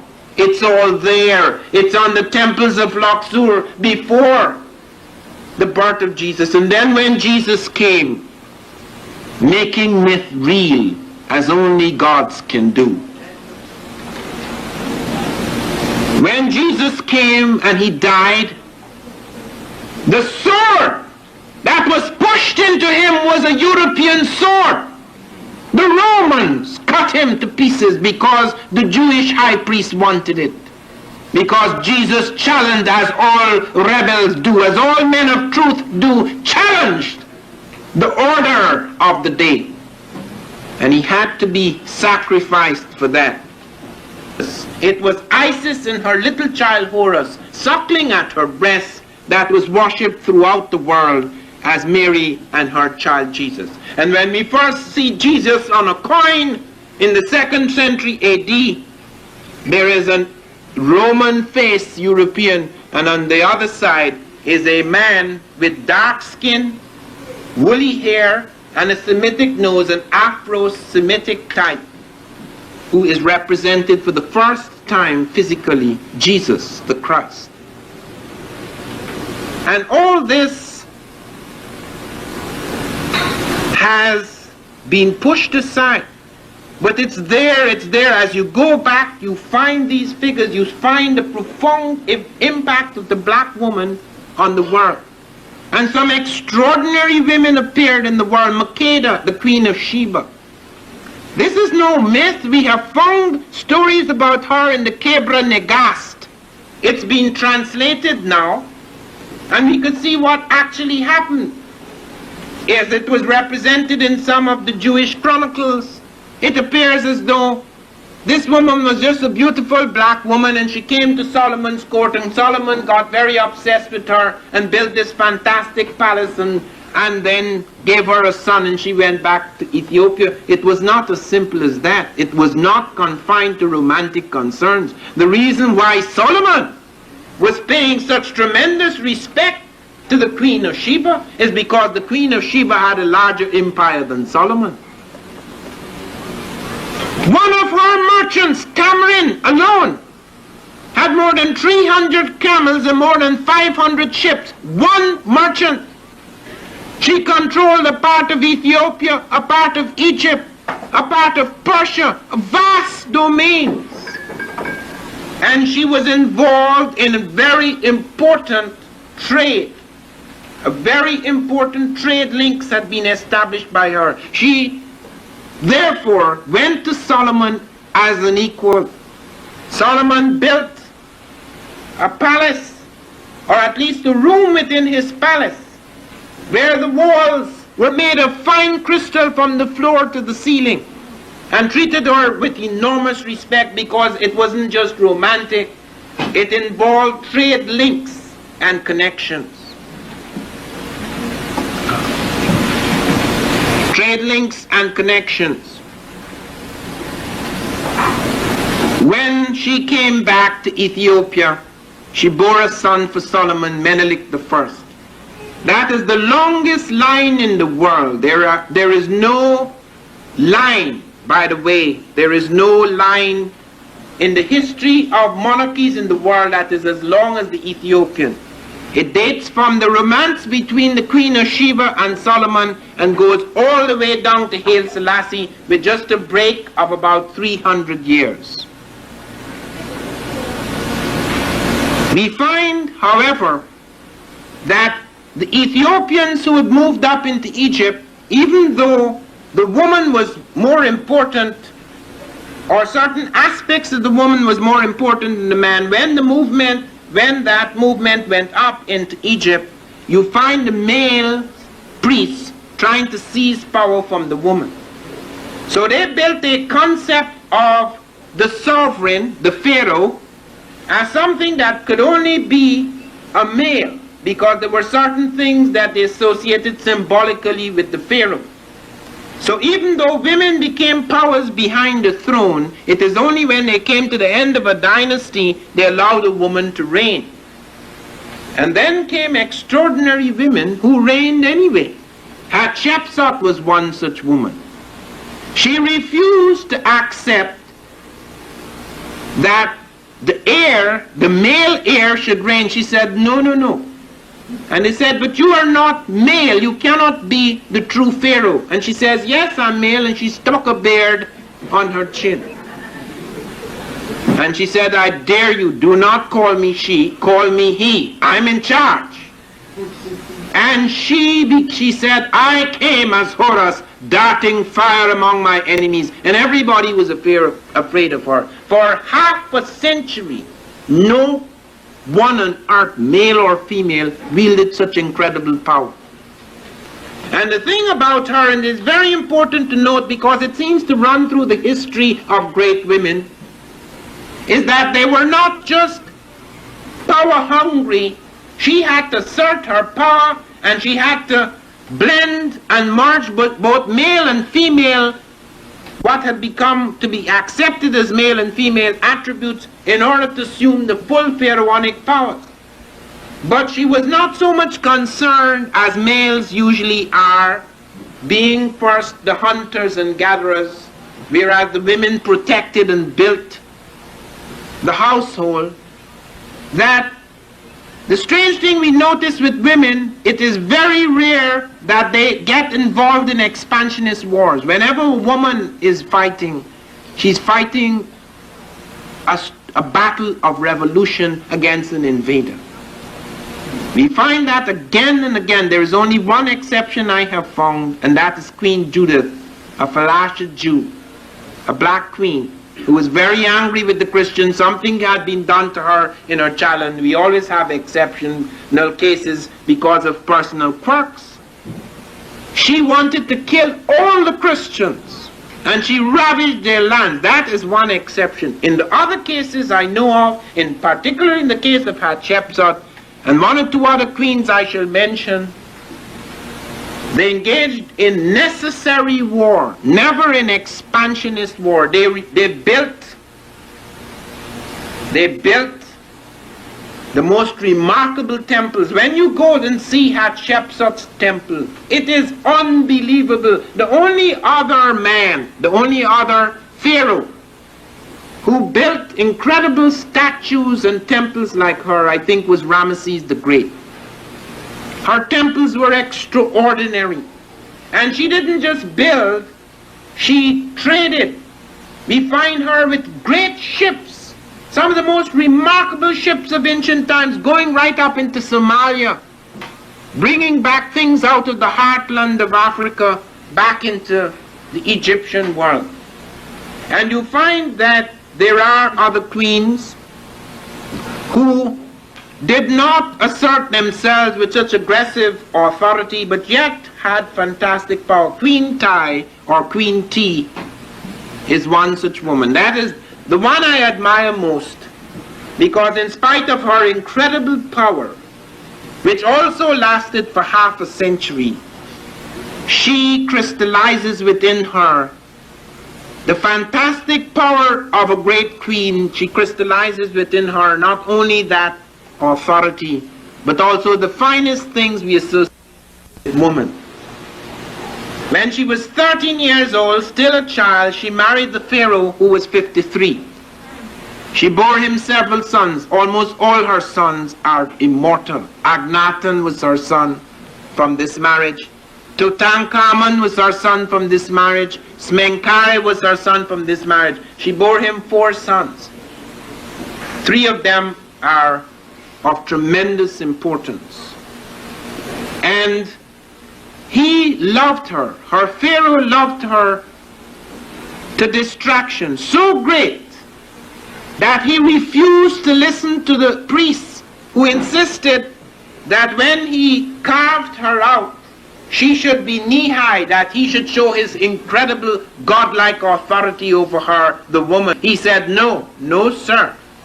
This is my woman I deeply love. She is my equal. And he insisted that all the great statues built, she should sit beside him as an equal. He cut a lake 1 mile long. We can still see it, Lake Tai or Lake T, an ornamental lake 1 mile long. He built temples to her. He wrote poems that immortalized her beauty and his love. And she, as he grew old and began to wither with age, she became, as it were, the true Pharaoh. When the kings of Asia wanted to talk with Egypt, they went to her, not to him. And then came Akhenaten, her great son. Akhenaten was the man we associate with the religious reformation. Akhenaten insisted that there was only one God, which the Africans had accepted before, but he went further. He was to affect Moses. He went further. He says, not only is there one God, I don't want to see any other form but one form of the God. So I don't want to hear any more about your idols and your statues and your semi-deities. I just want one form of the God, Aton. He insisted on that, caused tremendous upheaval in Egypt, insisting that there should be one form of the God. And in fact, he changed his name from Amon, which was the great African deity, to Aton. Hence Akhenaton. Even Tut, his son, had to be called Tutankhamun. It was later changed to Tutankhamun because he lost out in the end, in spite of his great power. But the one thing, while he was going through this religious reformation which split the country and weakened it, he weakened the defenses of that country. And it was Queen T who made sure that those defenses were kept strong. And then with the passing or the failure of the Akhenaten revolution, Tut began to reign. Tut was a little boy. He was murdered by the prime minister. And once again, in the vacuum created by his immaturity, Queen Tai became the power.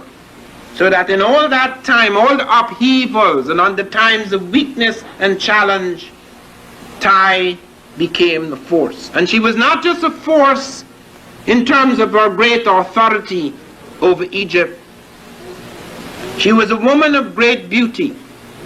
It says here in this poem by her husband, the princess the most praised, the lady of grace, sweet in her love, who fills my palace with her beauty, the regent of the north and south, the great wife of the king who loves her, the lady of both lands, T. She was a Nubian, and she reinstated the African principle that the princesses should have precedence over the princess.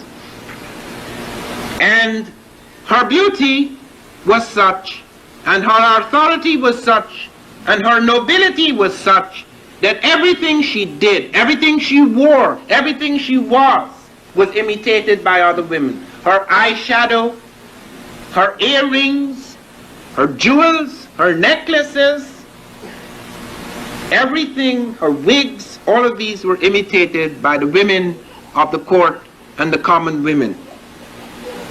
And as I say, once again, as in the case of Hatshepsut, rather than waging war, she built things. She filled the vacuum left by the immaturity of Tut, the age of Amenhotep III, whom she had married at an early age, and the religious obsession of Akhenaten. She gave strength where these men, because of various reasons, were weak. Now beauty, apart from the question of power, and before I leave the question of power, let me mention one thing. In Ethiopia, the African principle was retained intact. As it moved up into Egypt, there were slight modifications. One thing was kept up, is that power could only be passed on through a woman. That was kept up right through the Egyptian thing, which is very unlike European. Many of the people who were claiming that Egyptians were European, note this, that was not so in Europe. That was something that ran through Africa. Power can only come through a woman. And therefore, even in spite of all the fights to balance themselves up with the power of woman, it was always understood right through that the heir is determined by the mother, property, succession, power is determined by the mother. But the Candaces now in Ethiopia, when the great Ethiopian empire collapsed, when the many invaders came in, and when Ethiopia once again became a power, you notice that the brothers, whenever the males seized power, they would hold on to political power, but spiritual power would be in the hands of the women. Now do not dismiss that, because the church was not a mere appendage of the state as it has become today in most places. The church was equally powerful with the state, and in some cases more powerful. And the Candaces were women who became powers in their own right. They were extraordinarily powerful women. They formed almost a sort of matriarchal clan. And even when they were not, as I say, when their brothers were in heads of state, they were heads of the spiritual capitals. running equally high priestesses of Ammon with the kings of Ethiopia. Now beauty was something, images of beauty at that time were black. For a long time, in fact, the black woman was considered to be the most beautiful woman, not just in Africa, but in Europe. Let me deal with that. Many things were discovered by black women in the ornamentation of the face and the body. For example, it was black women who first discovered lipstick, though lipstick at that time was confined to concubines. It was the first people to use eyeshadow, antimony, which ran right through the world. They were the first people to develop a vast range of perfumes and oils and pomades for the hair and the skin, etc. They were very much involved in dressing themselves up. And one of the things that happened partly by accident, which they made a great use of, was they discovered in puncturing the skin for beautification markings, they came upon the vaccine long before Europe. The vaccine, in fact, was used in epidemics because the Africans discovered that you could take a germ, certain germs, bacterial germs, and put a small quantity into the body, and the body would develop an immunity over a period of time, so that when it came in larger force, the body would already have an immunity against it. They therefore discovered the vaccine partly through beautification markings and also identification marking. In Europe, the black woman was considered to be so beautiful that only rich and powerful whites could have black women. As a consequence, all the French kings had black mistresses. Regardless of who they married, they had to have a black mistress. This is also true of the most powerful families in Italy and in Portugal. In Italy, the Medicis, all of them had black women. The Gonzagas had black women. The Medicis, in fact, one of them, Cardinal de' Medici, one of the most powerful and richest men in Italy, he had a black mistress. He bore a son, and when he became the Pope, Pope Clement VIII, he took his black son and made him Duke of Florence. The same thing happened with the Portuguese kings. 3 of the Portuguese kings have very strong African features as a result of that intermixing, because some of the black children who were born out of wedlock were taken quietly into the court. We have the most astonishing case in France. All the French kings had black mistresses, particularly the Louis. And Louis XIV had a black mistress which annoyed tremendously his queen, because it was all very well for him to have a black mistress, but he totally neglected his queen. His queen decided to get back at him and had an affair with a black man. This was Queen Marie Therese. And a black child was born in the French court, and the king was astonished, and he turned and distressed his doctors, and he said, "How could I give birth to a black child?"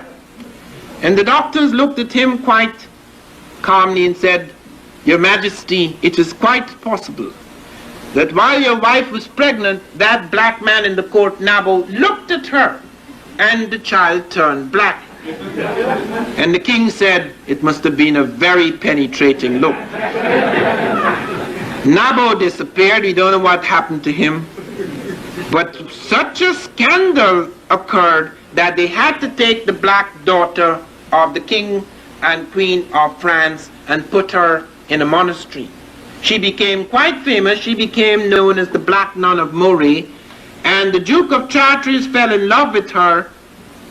He writes an ode to her in which he speaks of the texture of her hair and the nature of her cheeks, etc., is different from that of other women that he knew. And Gauguin also had a black mistress, and Napoleon also played with the idea, because Napoleon said, in order to solve this race question, a man should have 3 wives. A black one, a white one, and one in the middle. So he decided, since he couldn't have 3 wives, he picked one who was both black and white. He went to the West. He took a woman from the West Indies, Josephine, and made her his queen. Now these are all oddities and strangenesses in the European, and curious thing about it is the contradiction. That they saw the black woman as a sex symbol in the way the white woman was eventually converted into the sex symbol here in the Americas. The black woman was considered to be the beautiful woman. And the strange thing about that, she was also considered to be the saint. She was also considered to be the goddess of chastity. So a very strange contradiction began to appear in the European mind. Now, the curious thing is that out of the history that we have been looking at, all sorts of fictions emerge. For example, one of the things that has bothered us for a long time is African polygamy. If it is true that the woman is equal, how come can a man have several wives? Now, polygamy is one of the most gravely misunderstood things. Not every African could be polygamous. You had to be very wealthy and very prosperous to be polygamous. In the case of kings, polygamy was permitted both in European, Asian, American, and African worlds because it was necessary for a king to have several wives. Regardless of who was he picked as his queen, he had to have several wives or his kingdom would break up. The reason for that was that if there were 12 tribes or 12 peoples in a kingdom, you could not pick one from one tribe because you would insult the others. So that you had to have in your harem a woman from each representing each.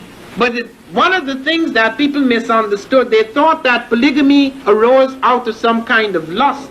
Polygamous institution at its best was not a man having many wives to satisfy his lust. The problem was that they had to have some sort of social institution to protect unmarried women.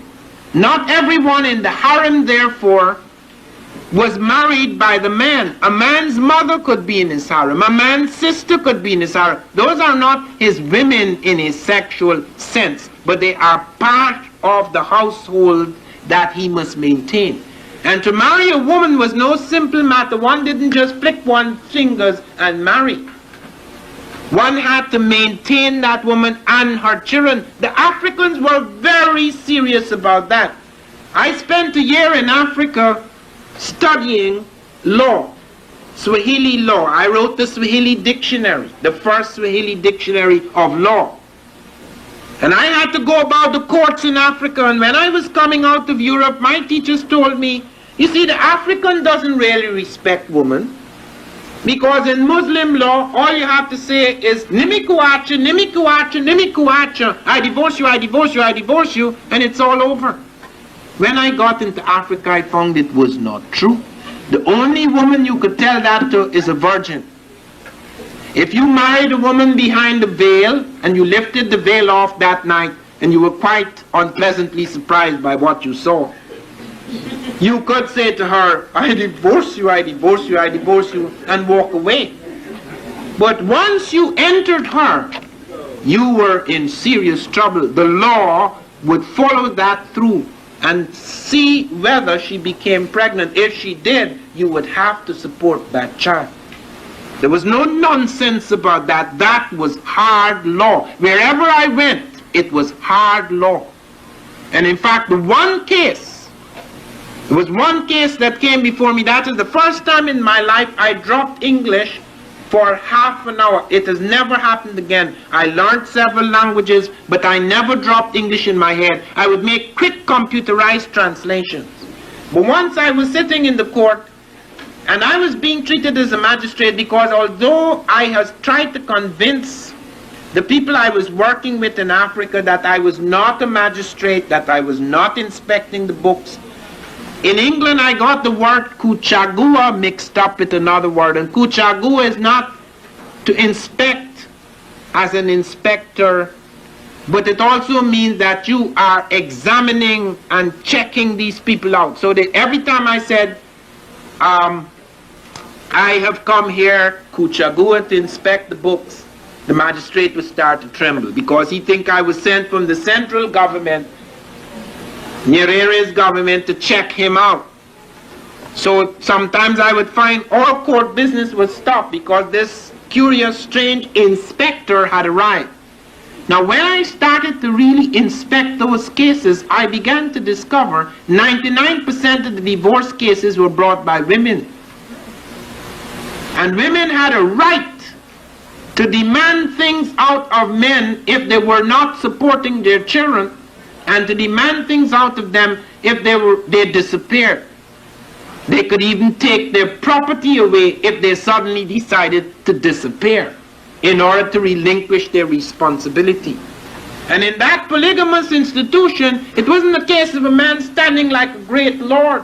That was the extremely prosperous men who had to give land to each woman he married, to build great farms, to have some enormous agricultural enterprise perhaps. Then you have situations like that. The ordinary man could not do any such thing. It's therefore important to understand it in a certain perspective. The independence of woman, in fact, under polygamy, made her acquire powers greater than in Europe.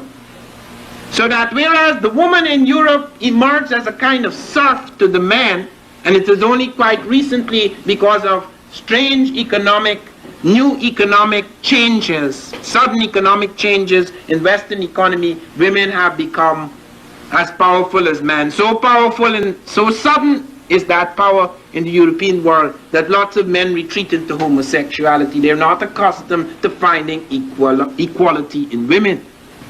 But in the African world, you do not find the same thing happening. Because when the woman entered market economy, you found many West African women having independence. Even before the slave trade, those West African women acquired an independence, an economic independence, which gave them a certain power and equality. And if the men were mad enough not to respect them in a certain way, they had various ways to deal with that lack of respect. Now we come to what happened to that woman as she came over in the slave trade. What happened to the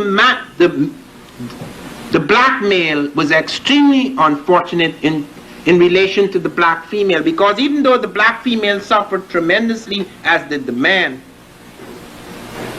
the white man could sleep with the black female and push the black male out, or he could send the black male running wild all over the plantation, thereby forcing him to enter into plural liaison. So he can assume to some extent that he was following a polygamous bent. It wasn't polygamy, because polygamy in Africa sprang out of prosperity and stability.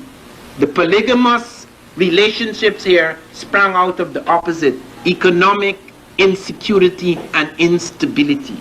The plural liaisons with women, therefore, sprang out of an incapacity to stand one's ground, to have firm, stable relationships with women. And then what made things even worse is that women, because of the fact that they were constantly being deserted through the slave system, their men would be sent away suddenly, etc. Their power would be broken by the white man. They would develop less respect, or they would be forced into a situation in which they would have to hold their own. They would have to protect the family, be by themselves. So a division and alienation developed that had nothing to do with the African situation. And so powerful in relation to the male became the woman that in the South, when they did a census, they found 90% of the property in the South were owned by black women.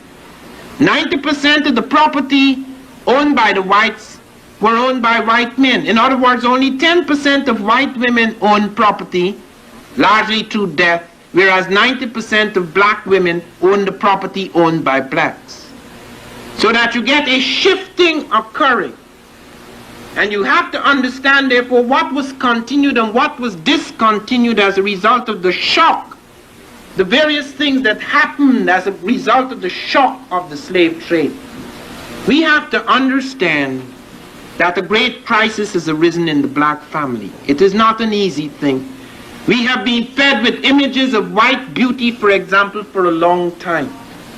Many of our men have come to disrespect their women, have come to look at them with a different eye, a different consciousness. And many of our women also have come to disrespect their men, not knowing the terrifying situation out of which those men have taken a certain form. You have many films now which try to show the black in the most appalling perspective. The Color Purple is one of them. You read that book and you will find Alice Walker made a great point out of showing the enormous, first of all, the psychological and social situation out of which the cruelty of that man began, and then his guilt and pain and his attempt to redeem himself. When you see it in the film, you don't see that background. And when the time comes for him to send money to bring the sister back from Africa, that is put into sort of vague thread, so that all that is good or strong in that man, or all that is redemptive, is put in the background, and only his darkness, his cruelty, his evil is put in the foreground. We have to resist such films, because it does not help to emphasize the fantastic alienation that has divided us as a people, not only from brother, but brother from sister. We have suffered that all over the world. And only in trying to go back into the past, trying to understand the kinds of ideals which our ancestors built for us, that built this beautiful balance between the man and woman, the complementarity, so that you could find certain strengths in one and weaknesses in the other, weaknesses in one and strengths in the other, that makes it possible, as in the case of Isis and Osiris, that the piece that was missing in Osiris was that which is missing in woman. And yet Osiris could not be found and made whole again save through his woman. And that is a symbol, an allegory in fact, that gives us an idea of how the wholeness of humanity, and the wholeness particularly of the black race, cannot be found again save through that peculiar complementarity and fusion of the black man and the black woman. Thank you very much.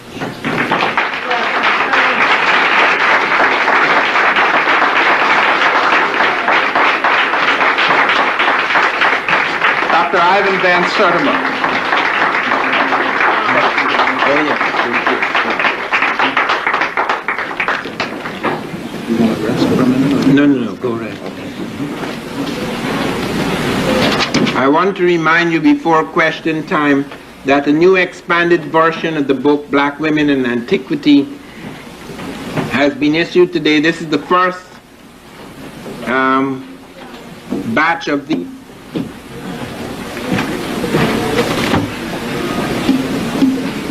Now, moving away from the subject at hand, are there any questions about any aspect of African civilizations that someone would like to raise here? Yes, go ahead.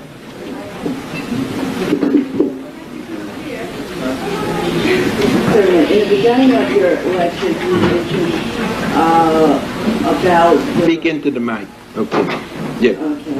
About the wholeness of the black woman in terms of the elements that the black woman had that the white women did not have, etc., etc. My question is, once there began to be the interracial mixture, that element, was it in any way diluted in your understanding of it? No, you don't have a dilution. What you have is that what they have found so far is that about 55,000 years ago, Europe was largely covered by ice. The only people in the world at that time were black people. The European did not yet exist. This is European science has found that within the last 2 years. Europeans did not exist until about 55,000 years ago. What happened is that the blacks who had entered Europe, because you see there were 6 stages of human beings, 3 of them died out. They didn't get very far. The other 3 stages spread out right across Africa and spread into Europe, etc. The first art of the world is of black women. both in southern Africa as well as in Europe, we find only black women are in the paintings. There are no other people. Okay, the man is painting and carving these black women in both places. Then something begins to happen in that ice. You find a number of these blacks are locked into caves, covering themselves in animal skins. It is total winter. It's not like what we have. We have a temperate zone here, spring, summer, autumn, winter. This is total winter, right through the year. The sunlight is tangential.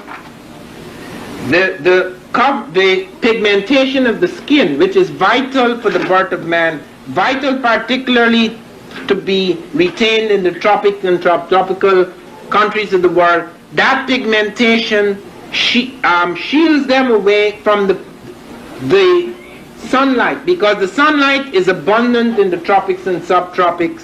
Here the pigmentation, not here, because the temperate zone does not reproduce this condition. In the extreme ice, that pigmentation presented a problem. They could not synthesize vitamin D coming out of that sunlight because it wasn't enough.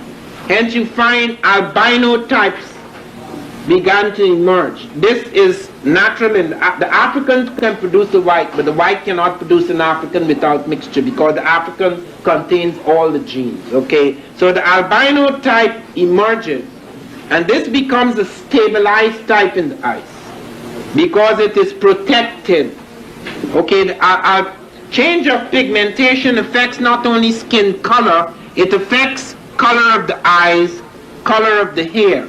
Then you find that the long hair, the European's long hair protects his neck from the cold. It also, you find that in the eyes certain things began to contract, like the nose becomes narrower. Okay, the lips becomes thinner. You get, in fact, ice type face versus expansive heat type face. Okay, so that you have sun people and ice people, so that you get other morphological differences. They've also discovered the hair, that the follicles of hair grows at a different angle in the Africoid type than in the albino type that stabilized in the ice. Okay, you find that the follicle is coming out at a different angle because of the ecological differences that occur. So what you find is that even though they've been able to trace that, because they could go into the black, like the black woman, and find there are things there that are still there in her, but are no longer in the mutations. Okay. Now this has led to certain racial theories. For example, there are some people who believe that pigmentation didn't just protect you from sunlight, it also was a part of the brain. There's certain parts of the brain, for example, that need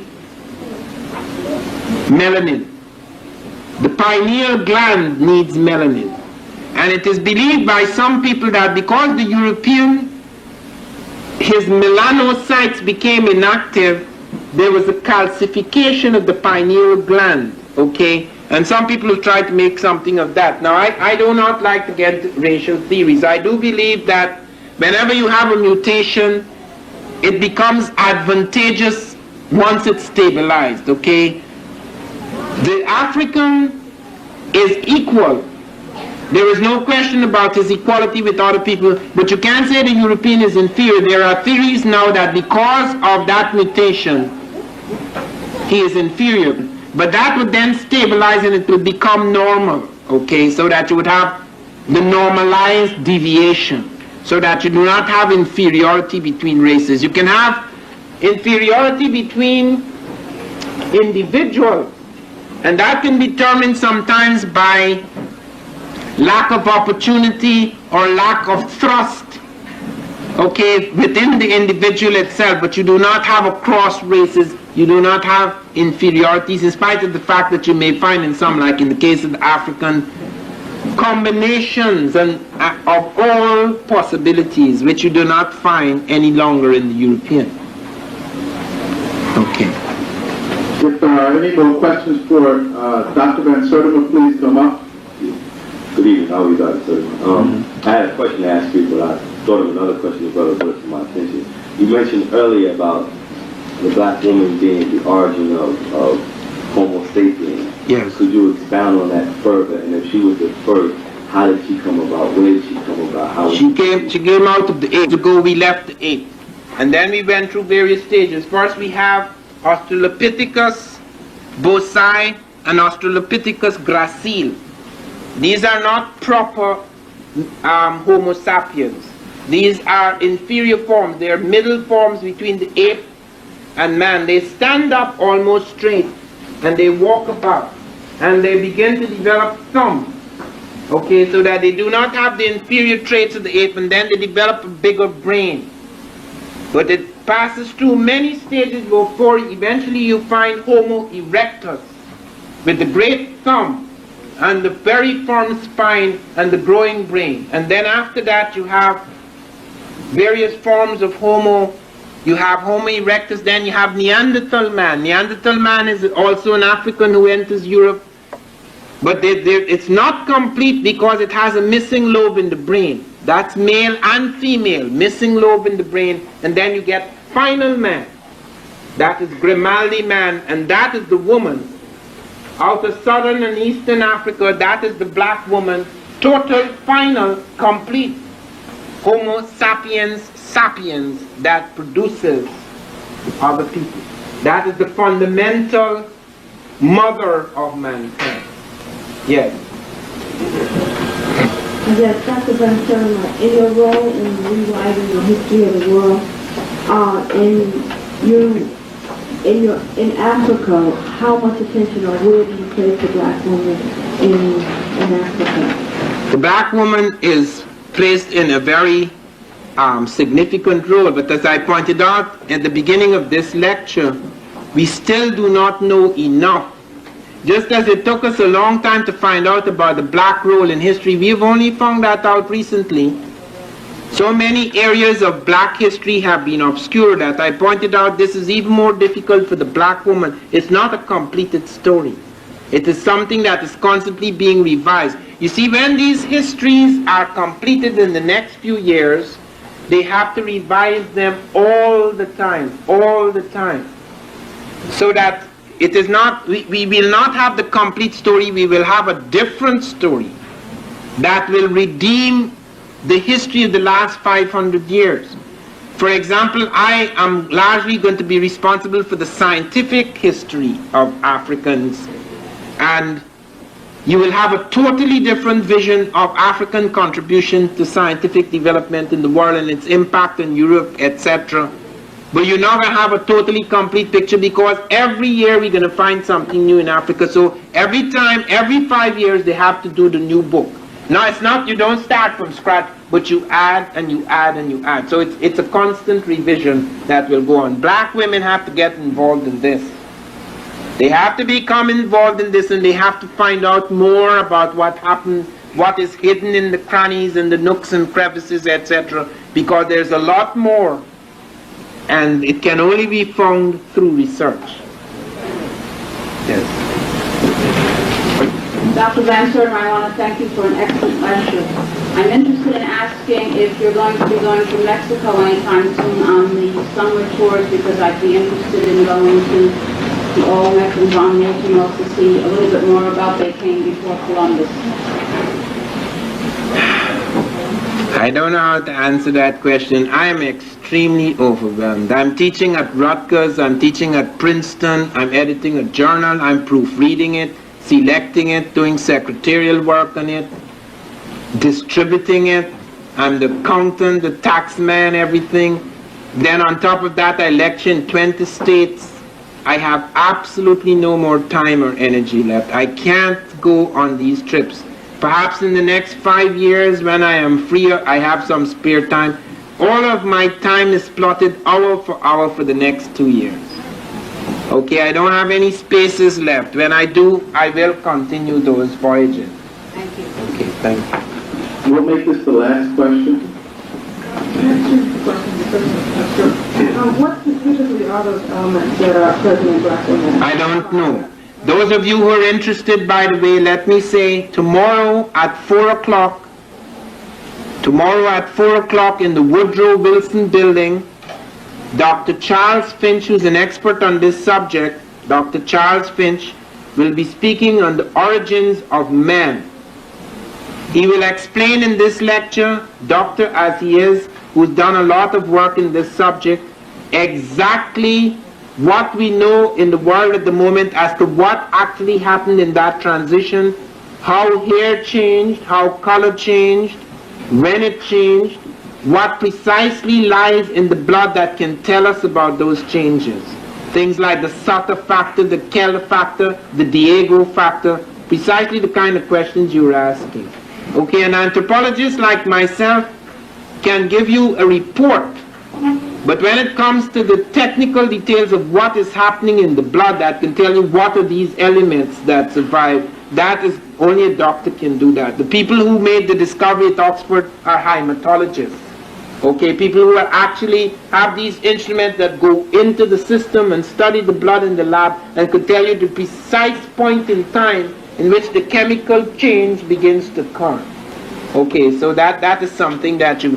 The Woodrow Wilson School is the Woodrow Wilson School in Princeton. You have my permission to come.